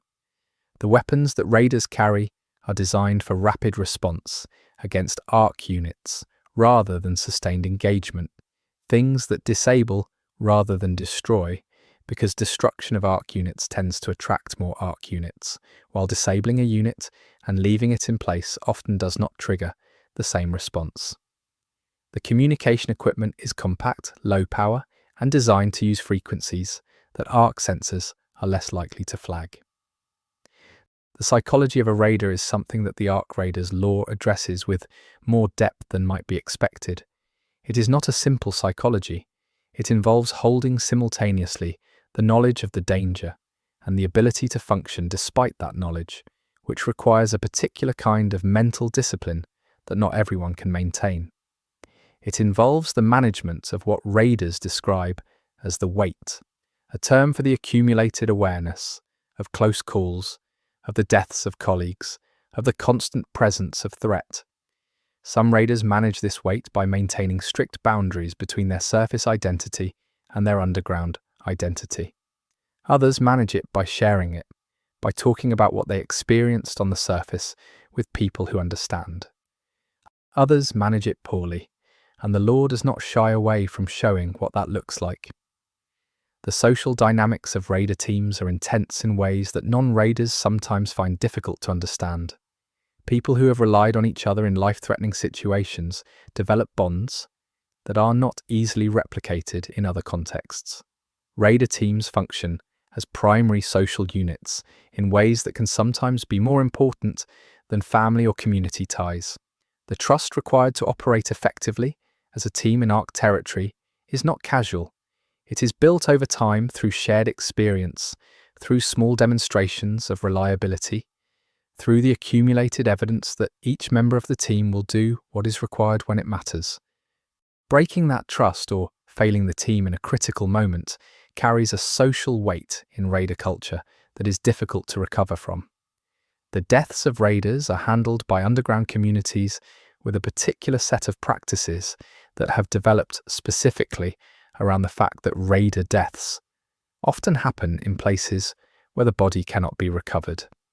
This creates a category of death that is in some ways the hardest to process, not confirmed, not visible, not marked by the physical reality of a body. The missing raider. the raider who went out and did not come back, and whose fate may never be known. The rituals that have developed around this category of loss are among the most culturally significant in raider communities, ceremonies that mark the transition from missing to mourned, that acknowledge both the hope and the grief that the ambiguity contains. Surface navigation is a skill that can be learned but cannot be fully systematized.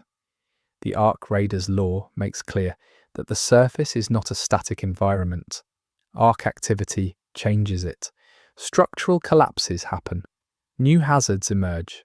The knowledge that a raider carries about a specific area of the surface has a shelf life, and operating on outdated knowledge of a surface zone can be as dangerous as operating with no knowledge at all. Experienced raiders develop an intuitive reading of surface conditions that goes beyond the specific information they have been given, a sense of what a particular sound means, of what a specific configuration of arc activity suggests about what is happening elsewhere in the zone, of when to continue and when to stop. What raiders bring back from the surface matters enormously to the underground communities they serve. The most valuable items are functional technology that can be integrated into underground systems. Power components, communication hardware, medical equipment, processing systems. These have direct and immediate value. Also valuable are data storage devices that might contain pre-fall information, technical documentation, cultural records, anything from the before time that can be added to the archives the underground communities maintain. Less glamorous but equally important are bulk material salvages, metals, polymers, ceramics, things that can be recycled into components, tools, structures. The underground runs on what the surface gives up. There is a category of raider experience that is difficult to fit into any practical or economic framework, and that is the experience of being on the surface and simply being there. Looking at what was, standing in a space that was once inhabited by people going about their ordinary lives. Finding the small objects of pre-fall life, a child's toy, a personal photograph, a collection of books, and feeling the specific weight of those objects in context. Raiders are not primarily archaeologists, but they encounter archaeological material constantly, and the effect of that material on them varies widely. Some raiders become inured to it, some raiders never do. Some raiders are the reason that certain recovered objects end up carefully preserved in underground archives rather than stripped of any usable material. The surface itself, the physical environment that raiders move through, is a complex and evolving ecosystem. The buildings of the pre-fall cities are in various stages of structural deterioration, depending on when they were hit and how thoroughly. Arc activity continues to change the landscape. New configurations of arc units appear in places that were previously clear. The natural world has begun to reclaim some areas that are no longer actively worked by arc units, with vegetation returning and animals moving through spaces that were once entirely human in character. This ecological reclamation is, on one level, hopeful. On another level, it is evidence of how thoroughly and finally human civilization has been removed from the surface. Arc unit behavior on the surface follows patterns that experienced raiders learn to read. There are activity cycles, periods of more intense arc movement, and periods of less. There are zones of persistent high arc activity and zones that appear to be deliberately avoided. The reasons for these patterns are not fully understood, and the law presents them as operational observations rather than explained phenomena. What experienced raiders know is that the patterns exist and can be used. A zone that sees heavy arc activity in the morning may be relatively quiet by afternoon. A route that passes through an arc-avoided zone may be significantly safer than a more direct route through an active zone. This kind of operational knowledge is the most valuable thing a raider can carry, and it is passed on through mentorship with great care.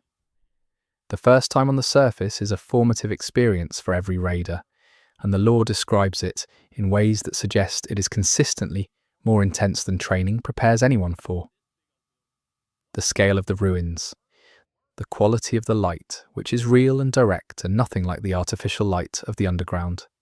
The smell, which is a mix of atmospheric contamination, organic decay, and the specific metallic quality that associates with arc activity. The sound, which is both more and less than people expect. More because the surface has ambient sounds that the underground simply does not. Less because the populated noise of a functioning city has been replaced by wind and distant mechanical sounds.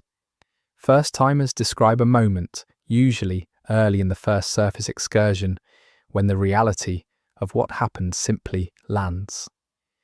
When the abstract knowledge of the collapse becomes a physical, visceral understanding. The economics of raiding are more complex than a simple supply and demand framework captures. Raiders do not work purely for material compensation, because the underground economies of the communities they serve do not primarily run on personal accumulation. They work within systems that involve community obligation, reputation, and a variety of non-material compensations. The status that comes with raider experience is real and significant. The access to certain community spaces, certain social opportunities, certain forms of recognition that comes with demonstrated raider service constitutes a form of compensation that pre-fall economic frameworks would not have recognized, but that functions effectively within the underground social context. There are raiders who specialize, salvage specialists who focus on specific types of technology, intel specialists who prioritize the recovery of information over material goods, route specialists who focus on establishing and maintaining safe transit paths between underground communities, medical specialists who combine raider skills with medical expertise, either to provide medical support to raider teams or to recover specific medical materials and equipment. The specialization of raiders reflects the increasing complexity and organization of raider culture over the generations, from early era raiding that was essentially improvised survival to the current era, in which raiding is a profession with its own internal hierarchy, its own technical standards, and its own body of knowledge. Some raiders go out and do not come back because they chose not to. This is a thing that the law acknowledges with a certain careful silence. People who disappeared on the surface and were mourned as lost who were, in some cases, not lost at all but gone, making a life on the surface or trying to. There are fragments that suggest the existence of surface communities, small groups of people who decided that the underground was not for them and who are finding ways to exist in the ruins. The underground communities generally do not advertise the existence of these surface dwellers because the implications are complicated. If people can survive on the surface voluntarily, the calculus around the underground changes in ways that underground governance would prefer not to have widely discussed. The relationship between veteran raiders and new raiders is mentorship in the most direct sense of the word. You learn from the person who knows, by going with them and watching and doing and being corrected when you get something wrong. There is no theoretical substitute for this because the surface is not a theoretical environment. No amount of briefing and simulation fully prepares a raider for the real thing. The veteran who brings a new raider out for the first time takes on a specific responsibility. To the trainee, obviously, but also to the community that needs that trainee to eventually become reliable. The relationship between mentor and new raider often becomes one of the most important relationships in a raider's life. It is the relationship through which you learned to survive. The specific fear that raiders feel on the surface is not the same fear that people feel in other dangerous situations, and experienced raiders talk about this difference in ways that suggest it has been carefully considered. The fear of arc activity is not the fear of a known threat with known parameters. It is the fear of something whose full capabilities are not understood, whose patterns of behavior can be learned but not perfectly predicted, whose response to specific stimuli does not always follow the expected pattern. This particular quality of fear The fear of something that is dangerous and partly known but not fully knowable has a psychological texture that is different from the fear of a well-characterized threat. Some raiders describe adapting to it over time. Others describe never adapting, of maintaining a high alert state throughout every surface operation that is physiologically and psychologically expensive, but that, they believe, keeps them alive. Night operations on the surface are relatively rare because the added difficulty of navigating in darkness in an environment that is already dangerous makes the risk-benefit calculation unfavorable in most circumstances. The darkness of a surface night, without the light pollution that the pre-fall world cities generated, is much more complete than any pre-fall urban environment would have produced. The sky above a night surface operation carries more stars than most underground people, who have never seen a night sky without light pollution, can easily imagine. There are accounts of raiders making surface runs at night who were stopped in their tracks by this particular visual, the completely unpolluted night sky. Some of them describe it as the most beautiful thing they have ever seen. The disconnect between that beauty and the danger of the environment in which it appeared is something that raiders who experienced it return to repeatedly. The physical costs of raiding accumulate in ways that the communities supporting raiders have to manage. The suits that protect raiders from the surface atmosphere are effective but not perfect, and the cumulative exposure to surface conditions over a career of raiding has physiological consequences that are well documented in the underground medical records. There are the structural physical costs, the injuries from operating in ruined environments, the falls, the cuts, the strain, injuries from carrying heavy loads over difficult terrain. There are the exposure costs, the residual effects of atmospheric and possibly arc emission exposure that manifest over time in ways that medical monitoring tracks but cannot always prevent. A long-career raider is not a physically unmarked person. The surface writes itself on the body of anyone who spends significant time in it. The question of what raiders are for, in the deepest sense, is one that the law circles around without fully landing. The practical answer is obvious. They recover the resources that underground communities need to survive. But there is another answer that is present in the cultural record, in the way raider culture talks about itself, in the significance that underground communities invest in raider departure and return ceremonies. Raiders are the people who maintain the connection between the underground world and the surface world. They are the ones who do not allow the underground to become fully sealed, physically and psychologically, against the world above. They are the ones who go up and come back down and carry with them the knowledge that the surface is still there, still real, still accessible to someone. In a world where the underground could very easily become the whole world, that service is not small. The archive materials recovered by intel specialist raiders have shaped the intellectual culture of the underground communities in ways that are not always fully acknowledged. The knowledge of pre-fall science, engineering, and culture that lives in the underground archives is not a static collection. It is added to regularly, as new data recovery devices are found, and their contents archived. Some of the most important intellectual developments in the underground communities of the post-Cascade era have been driven by the discovery of specific pre-fall records that change the understanding of some critical, technical, or historical question. Raiders who specialize in data recovery are, in a real sense, the suppliers of the intellectual raw material from which underground culture continues to develop. The gear modifications that raiders make to their standard issue equipment over the course of their careers are a visible record of their operational experience. The modifications that persist, that are adopted by other members of the same team, or copied by newer raiders, become part of the evolving standard of raider equipment design. The modifications that do not persist, that were individual solutions to individual problems, remain as personal customizations that identify a specific raider to anyone who knows what they are looking at.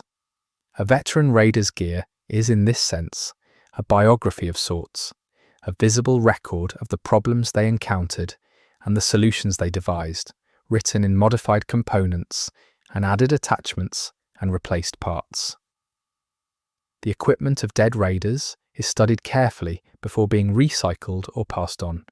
The communities of origin that raiders come from mark them in ways that become visible over time. A raider who grew up in a community with a strong engineering tradition approaches problems differently than a raider who grew up in a community with a strong medical tradition.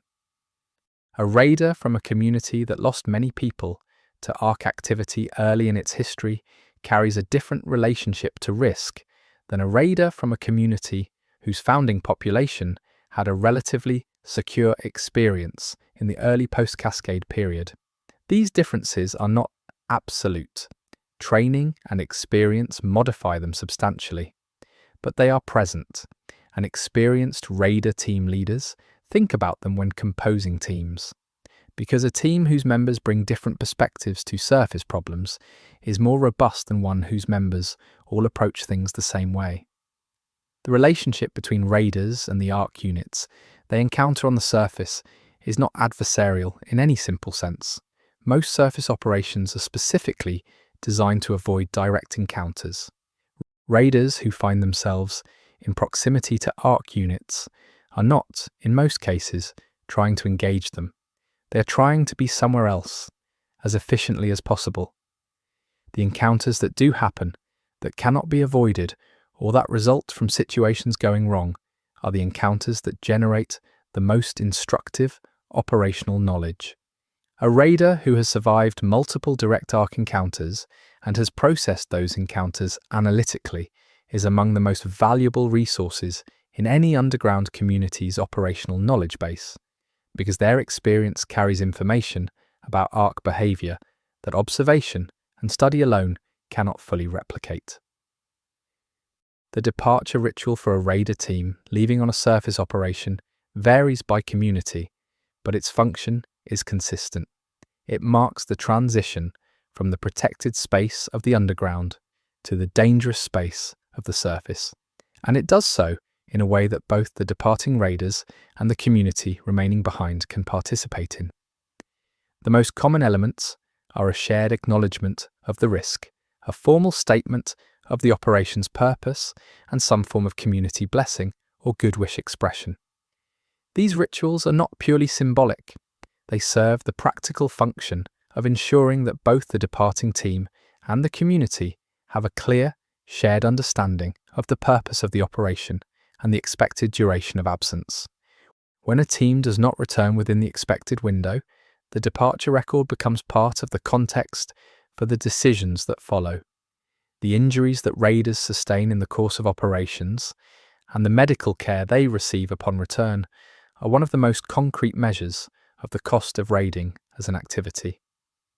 The underground medical records that track raider injuries over time show a pattern that reflects the evolution of raider technique and equipment. Early-era raiding produced injury patterns that reflect improvised methods and inadequate equipment, while current-era raiding produces injury patterns that reflect the accumulated improvements of decades. The injury rate has decreased over time, but it has not approached zero, and it will not approach zero as long as the surface remains Ark active.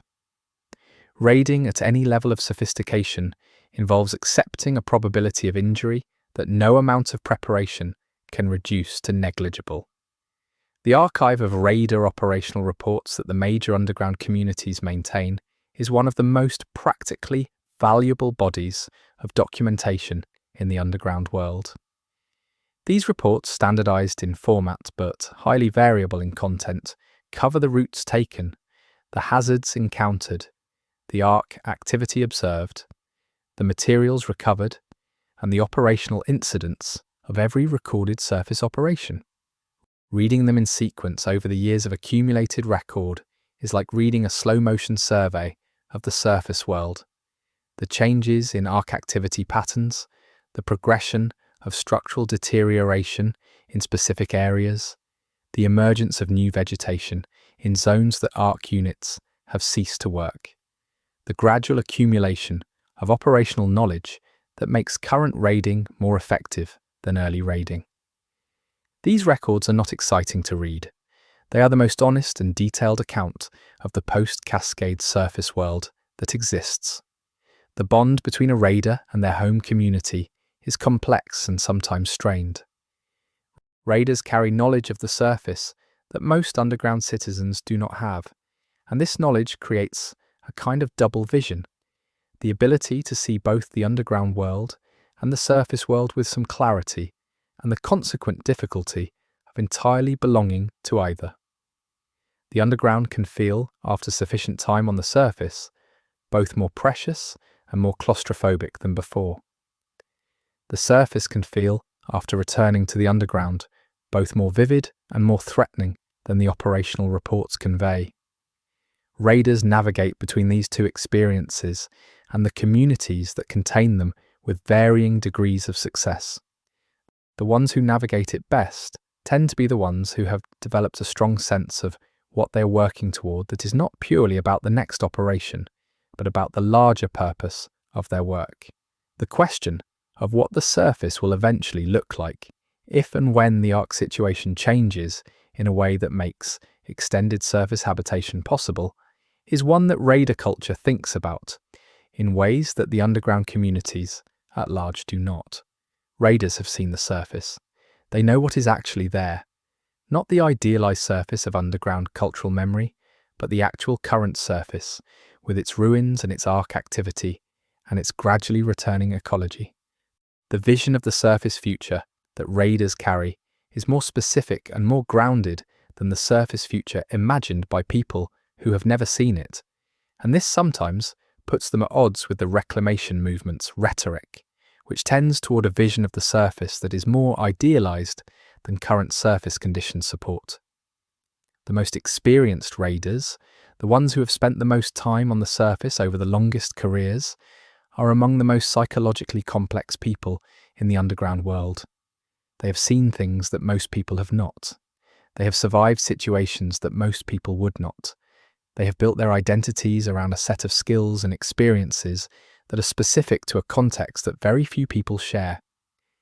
The communities around them often project onto them a kind of heroism that the veterans themselves tend to find uncomfortable, not because they are falsely modest about the difficulty of what they do, but because the heroic narrative misses something essential about what the experience actually is. The surface is not a place that produces heroes in the narrative sense. It is a place that produces people who are very good at surviving it. That is enough. That is, in fact, everything. Chapter 5. The Ark. Themselves, anatomy of an invasion. Understanding what the Ark actually are is the central mystery of the entire Ark Raiders lore, and it is a mystery that the lore does not resolve. This is deliberate. The Ark Raiders world is built around the presence of something that is comprehensible in its behavior while remaining deeply opaque in its nature. You can observe what the Ark do. You can catalogue their forms. You can identify their patterns of behavior. You cannot, with anything like certainty, say what they are, where they ultimately come from, or what they want in any final sense. What follows is the most coherent account I can build from the available evidence, and I will try to be clear throughout about what is observed fact within the lore and what is interpretation. The Ark come in a range of physical forms, and cataloguing these forms has been one of the primary activities of the research facilities in the major underground cities.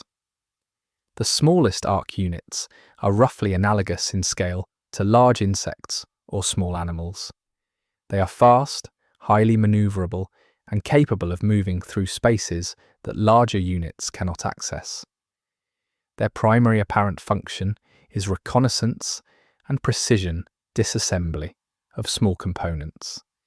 They are the units most likely to go undetected in a facility until they have already done significant damage, because their individual footprint, both physical and in terms of the sensor signatures they produce, is small.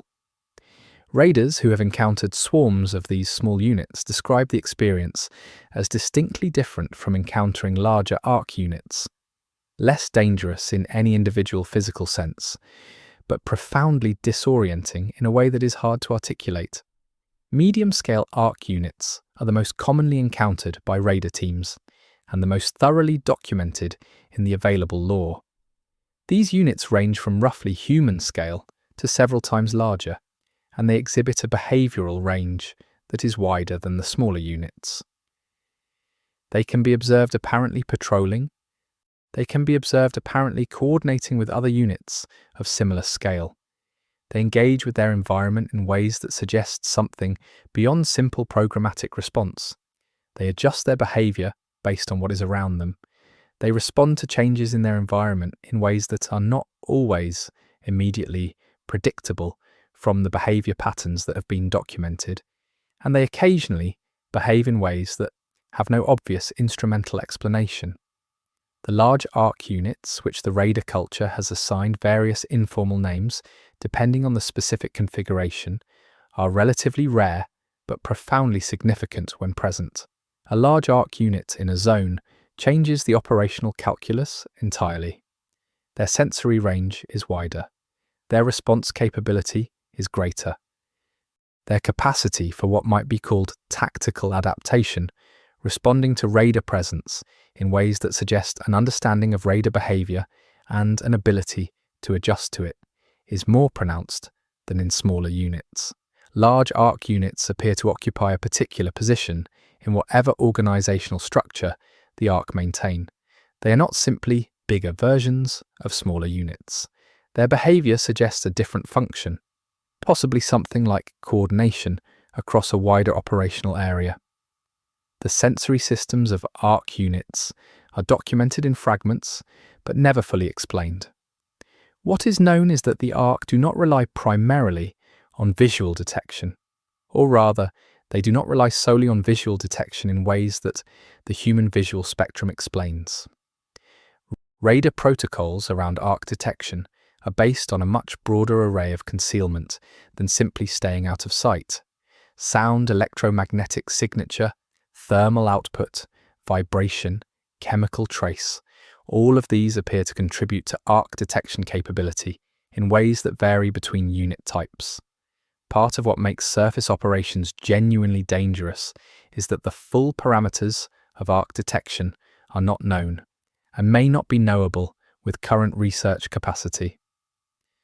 Arc behavior patterns suggest a degree of coordination between units that exceeds what simple programmatic communication would produce. When one arc unit encounters a raider team, other arc units in the area frequently respond in ways that suggest they have received relevant information, moving to positions that cut off likely escape routes, adjusting their patrol patterns to cover areas that the initially responding unit is no longer covering, arriving in configurations that suggest they were directed rather than individually deciding to converge. The nature of this coordination is a significant open question in the lore. Is it communication in any meaningful sense? Is it a shared environmental response to common stimuli? The available evidence does not settle the question. The Ark's apparent focus on infrastructure rather than biological life is one of their most studied behavioral characteristics, and it is also one of the most troubling in its implications. The Ark systematically dismantle human-made technology. They do not appear to care about the natural world. They do not hunt animals. They do not target geological features. They are interested, with a consistency that looks like intent, in the products of human technological civilization. This has led to the obvious question, what do they do with what they dismantle? The material that the Ark strip from human infrastructure does not accumulate on the surface in visible ways. It goes somewhere. The most widely held theory is that it is being processed and incorporated into Ark production processes. The Ark appear to maintain something like territory. There are areas of the surface that are consistently, heavily populated by Ark units, and these areas show characteristics that distinguish them from the areas around them. The infrastructure destruction in these zones is more complete. The arc unit activity is more varied, suggesting the presence of multiple function types rather than just active operational units. These high-density arc zones appear to have been established gradually, expanding over time rather than being fixed from the beginning of the cascade. They suggest that the arc are not simply moving through the surface environment, but are, in some sense, establishing themselves within it. The question of arc intelligence is the one that the law circles most carefully. The behavior of arc units is consistent with sophisticated programmatic execution, complex goals, multi-step plans, adaptation to environmental conditions. It is also consistent with something more. The boundary between extremely sophisticated automation and something that deserves to be called intelligent is genuinely unclear in philosophy and engineering, and the arc raiders law does not try to resolve it. What it does is present the evidence and let the reader sit with the ambiguity. The researchers in the underground facilities who have studied arc units most closely are, the law suggests, people who do not speak confidently about this question. The ones who speak most confidently about arc intelligence tend to be the ones who have spent the least time studying them. Arc units that are captured and studied present particular research challenges. A functioning arc unit that has been contained will attempt to disable or circumvent its containment with a persistence that researchers find remarkable. This is not the behavior of a simple automaton following an escape routine. It is adaptive. It varies. It tries different approaches. It appears to learn from what works and what does not, adjusting its attempts based on accumulated experience with the specific containment system. Researchers who have spent extended time with contained arc units describe a quality to this behavior that they find difficult to name, something that sits between mechanical persistence and something that has to be called purpose. Contained arc units have been observed to do something that has no obvious instrumental explanation. They appear to attend to their environment in ways that do not serve any obvious goal. A contained unit that is apparently determined that escape is not currently possible will sometimes go still and seem to observe the space around it. Not in a monitoring way, in the sense of surveying for threats or opportunities, in a way that is harder to characterize. Researchers who have observed this behavior with sufficient frequency to have accumulated impressions of it describe it, cautiously and with appropriate professional hedging, as seeming like something that attends to experience for reasons other than immediate utility. The variety within arc unit type suggests a design process rather than an evolutionary one. Each type is optimized for a specific function in ways that organic evolution, with its constraints and trade-offs and path dependencies, does not produce. The small reconnaissance units are almost perfectly designed for their role. The large structural units are almost perfectly designed for theirs. The medium operational units occupy a middle ground that suggests intentional design for versatility rather than optimization for a single function. The overall system, as far as it can be reconstructed from the available units, is not the work of a random process. It is the work of something that knew what it was making. The materials from which arc units are constructed are partially human in origin and partially not. This is one of the more carefully documented findings in the arc raiders law, and it points toward conclusions that are uncomfortable for several reasons. Human manufactured materials, alloys, polymers, processed metals appear in arc unit construction. This means that the material stripping that the arc perform on human infrastructure is not simply destruction, it is collection. The arc are taking human-made materials and using them to build themselves. Whether this has always been the case, whether the pre-cascade arc were already constructed from harvested materials, or whether the material harvesting is a more recent behavior, is not clear. The non-human materials in arc unit construction have been analysed extensively by the research facilities that have access to the appropriate equipment, and the findings are not reassuring. The non-human materials are not exotic in their chemical composition. They are made of elements that exist in ordinary matter. But the structural organization of these materials is not anything that human engineering has produced or can currently replicate. The precision at the molecular scale is far beyond current human manufacturing capacity. Whatever produced these materials had access to fabrication methods that are not in any human engineering lineage. This is perhaps the single most direct evidence that the arc are not human-made. Arc units do not appear to experience damage the way living organisms do. Damage to a component does not necessarily result in behavioral change proportional to the extent of the damage. A unit can lose a significant portion of its mass and continue operating, redistributing function to remaining components in ways that suggest the control architecture is not localized in any specific part of the unit. The redundancy built into arc units is extensive. Disabling one requires either destroying a sufficient proportion of the unit that no functional core remains, or targeting specific components that are critical to the particular unit type, and that are in most cases not externally visible. The knowledge of where to hit an arc unit to disable it effectively is among the most practically valuable technical knowledge that raiders carry. There is something in the arc raiders' lore that can only be called behavior pointing toward memory. Units that have been previously encountered by raider teams sometimes respond to those teams differently than units encountering humans for the first time.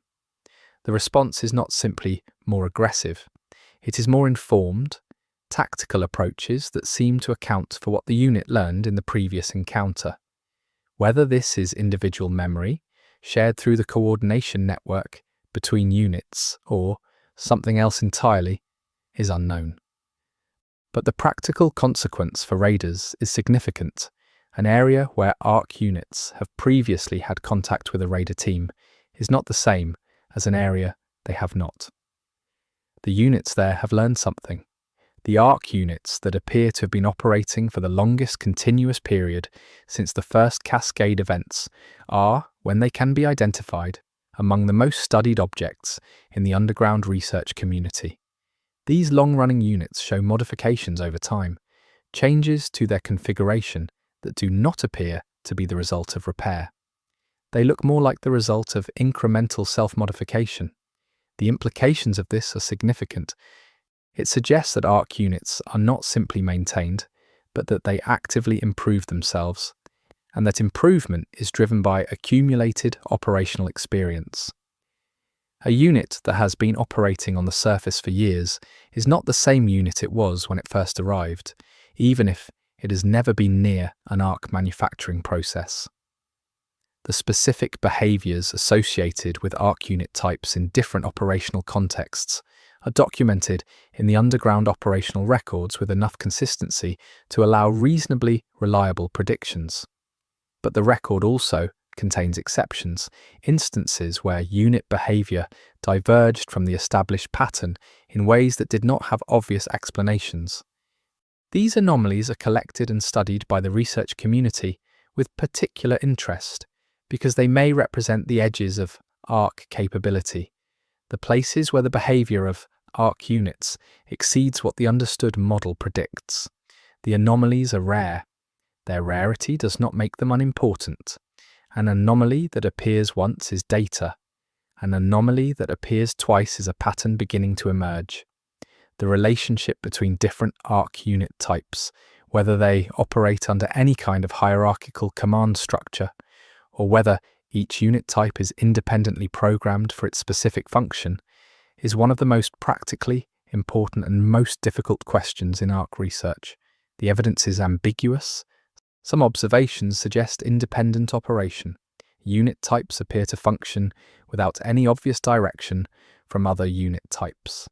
Other observations suggest coordination, the simultaneous and apparently synchronized response of multiple unit types to a common trigger, in patterns that would be difficult to explain without some form of coordination signal. What that signal is and where it originates remains unknown. The smallest arc units, the ones operating at insect scale or smaller, are the least studied and possibly the most dangerous category in terms of their potential for undetected infiltration of underground facilities. The detection systems that the underground communities use for surface monitoring are calibrated primarily for medium and large arc unit signatures. The signatures of the smallest units are at or below the detection threshold of current systems in many configurations. The question of whether small arc units have ever penetrated underground facilities is not one that any underground community's official communications address directly. The unofficial communications, the conversations that happen between engineers and security personnel, suggest that this question is taken seriously and that the answer may not be the reassuring one.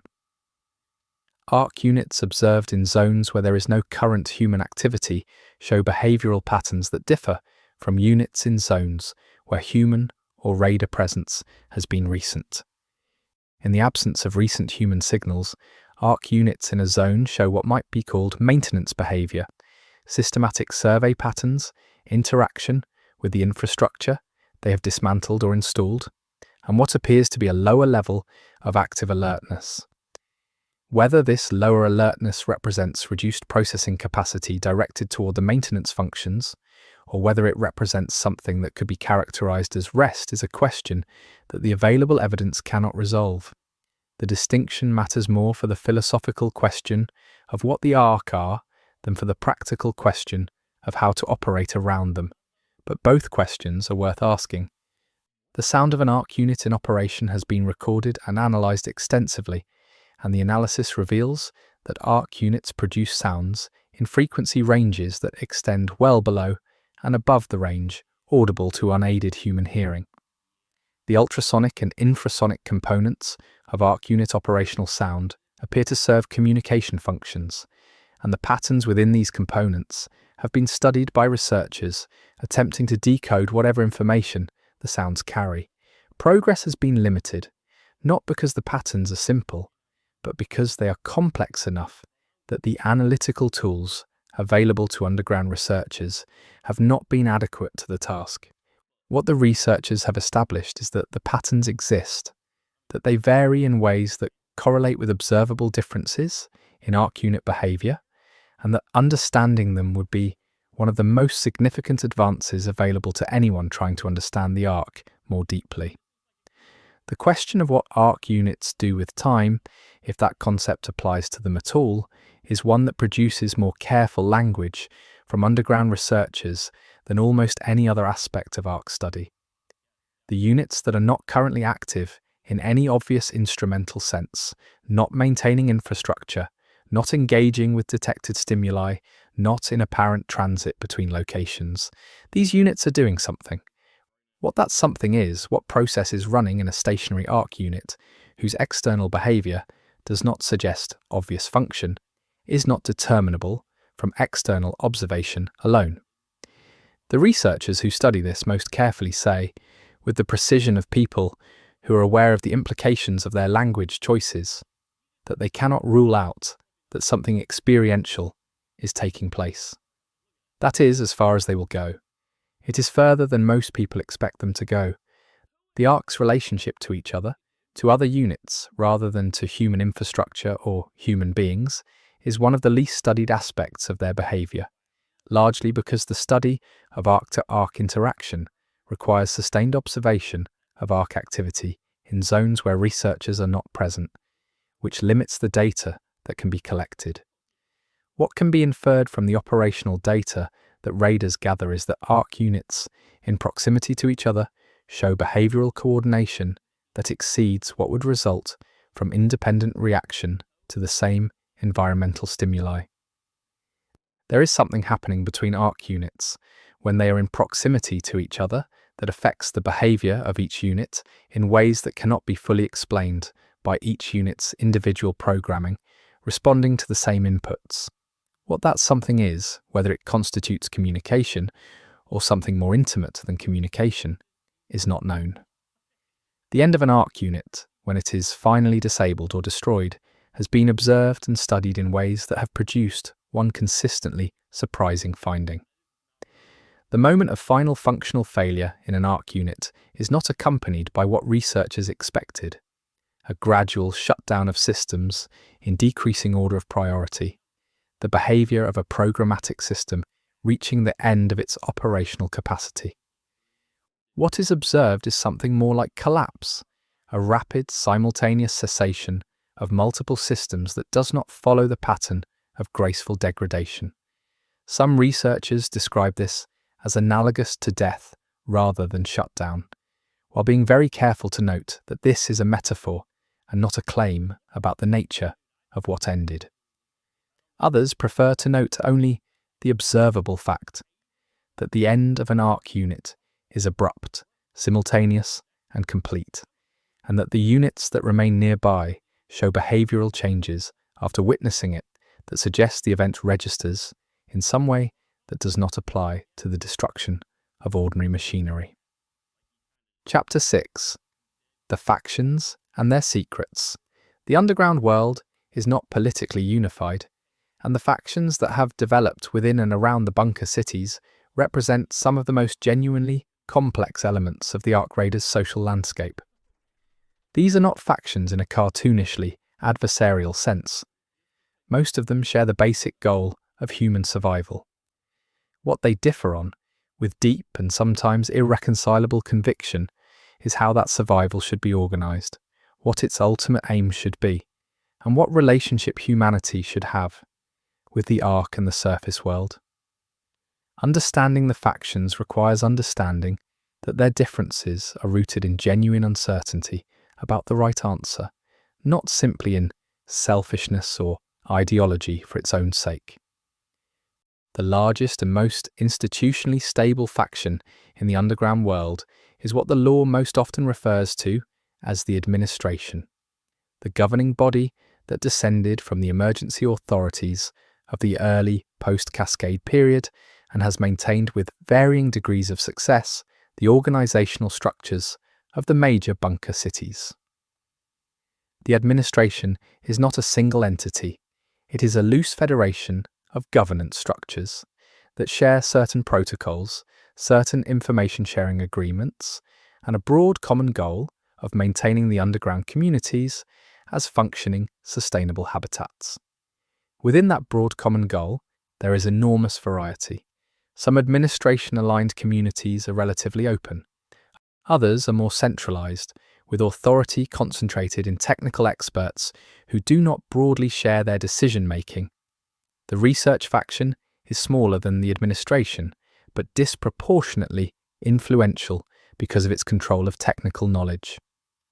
The researchers who study the Ark, who analyze recovered technology, who maintain the engineering and scientific infrastructure of the underground, occupy a position of significant social power because what they know is essential and not easily replicated. Research culture in the underground has developed its own internal politics, its own competitions and alliances, its own debates about methodology and priority. The most contentious of these internal debates is the debate about what the goal of Ark research should be.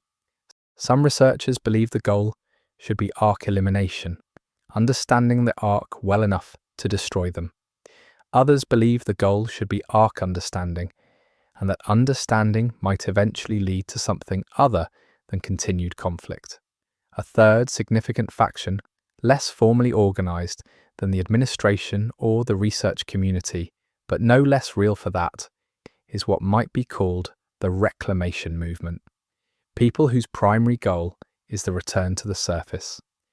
Not temporary raiding, not cautious exploration, permanent reclamation of surface territory. The return to sunlight and open sky. The reclamation movement is ideological in the sense that it is organized around a vision of human life that is fundamentally different from the current underground reality. Reclamationists believe that the underground is a transitional state, not a final destination, and that acting as though it is permanent is itself a kind of defeat. The fourth major faction in the Ark Raiders lore might be described as the pragmatists. These are people and communities who have largely stopped asking questions about the broader situation and are focused almost entirely on day-to-day survival and quality of life within the constraints that exist. Not because they are intellectually incurious, but because the questions about the arc and the surface and the long-term future of humanity are, from their perspective, questions that individuals and communities cannot meaningfully affect. What they can affect is the immediate quality of life in their own community. Whether the air is good, whether the food is adequate, whether the children are growing up with enough stimulation. These are the questions that the pragmatists prioritize, and in a world of limited resources, their argument has genuine force. There are smaller factions as well, communities that have developed unusual beliefs about the ark, some of which would be described by other underground communities as cults, though the practitioners would contest that label. Groups that have organized around specific technical capabilities and use those capabilities as a kind of social currency. Raider communities that operate largely independently of the major bunker cities, making decisions based primarily on their own assessment of surface conditions.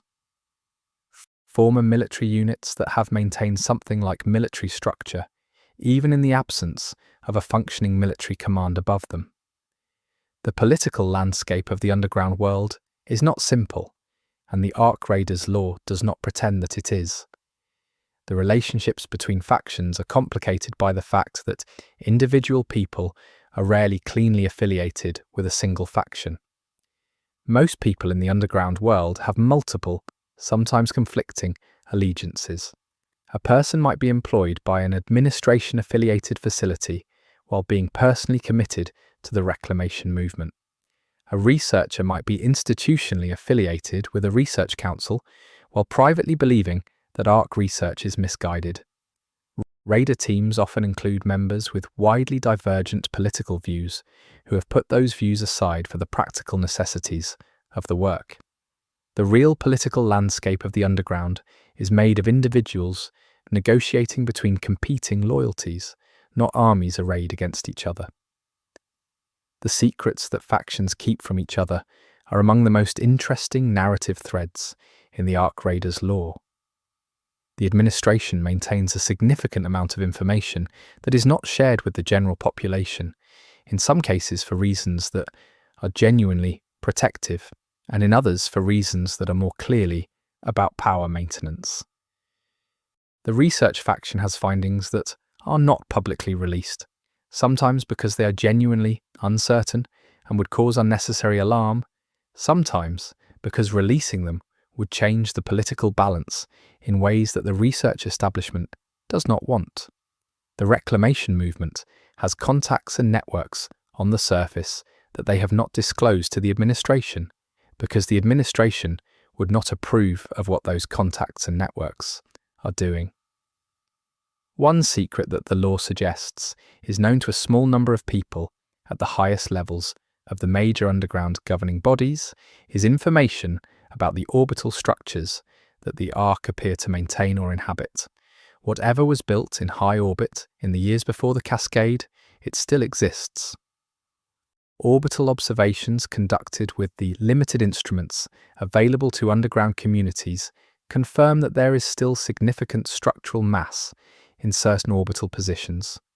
The nature and function of those structures is not determined, but their existence is known to at least some people, and the information is being held carefully, shared only within networks that have demonstrated the capacity to handle it without acting in ways that would be harmful.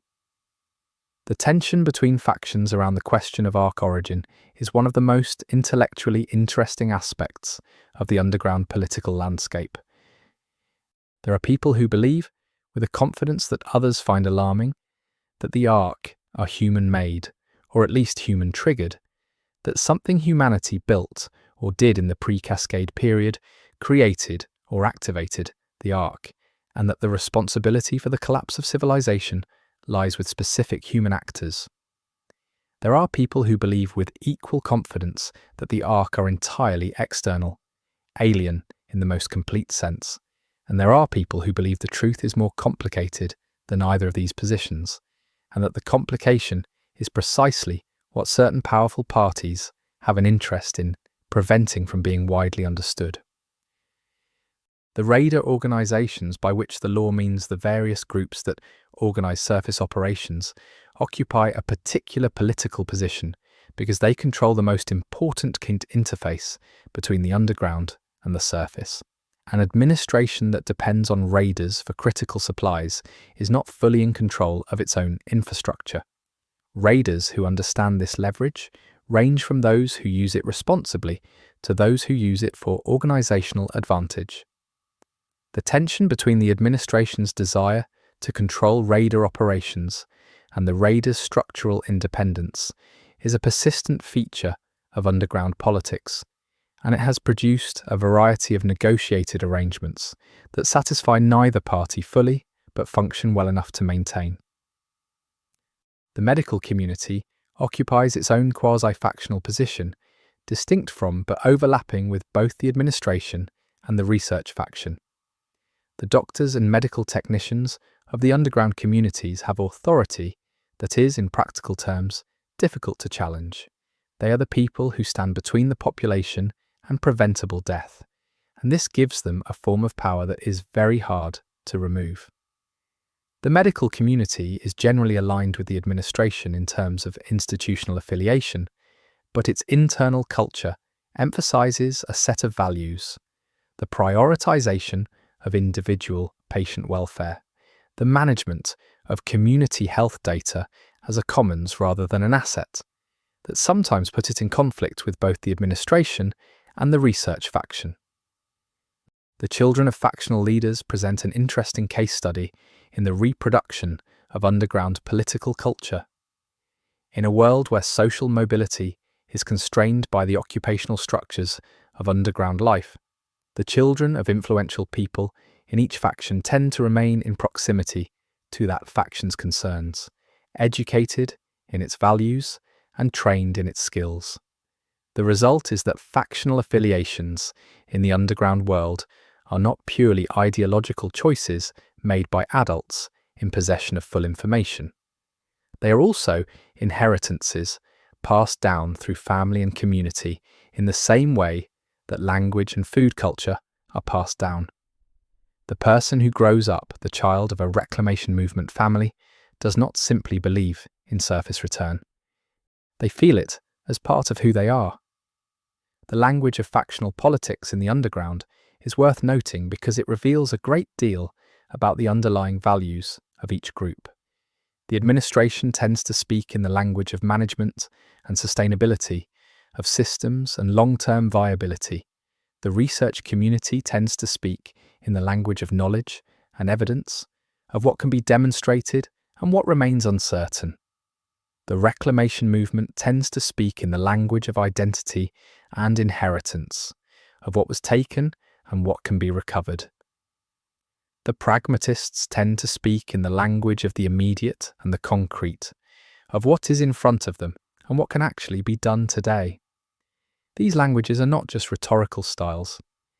They reflect genuinely different ways of understanding what the underground world is and what it is for. The historical grievances between factions are real and persistent. The decisions made in the early post-cascade period about who was brought underground and who was not, about what resources were allocated to which communities, about which facilities were designated as primary shelters and which were considered secondary, left behind inequities that have not been resolved in the decades since. Communities that received less in the early period are in most cases still less resourced than communities that received more.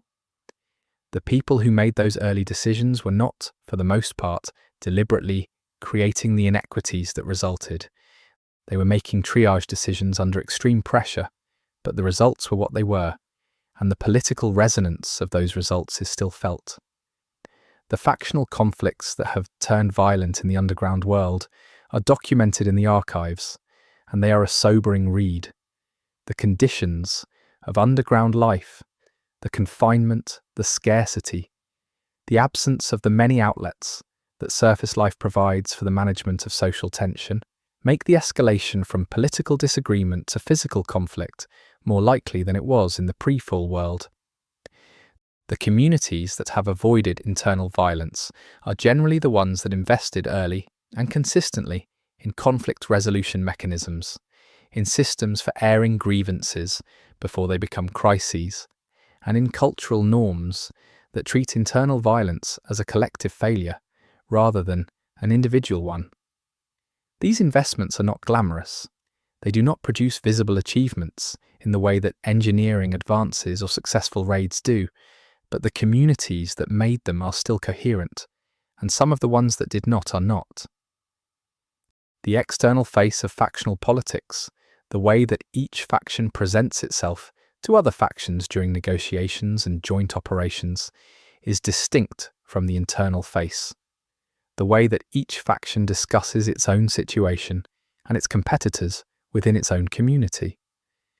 Raiders who travel between communities regularly are uniquely positioned to observe this distinction, and the most observant among them develop a sophisticated sense of the gap between what each faction says it is and what it actually is. This gap reading is not cynicism exactly.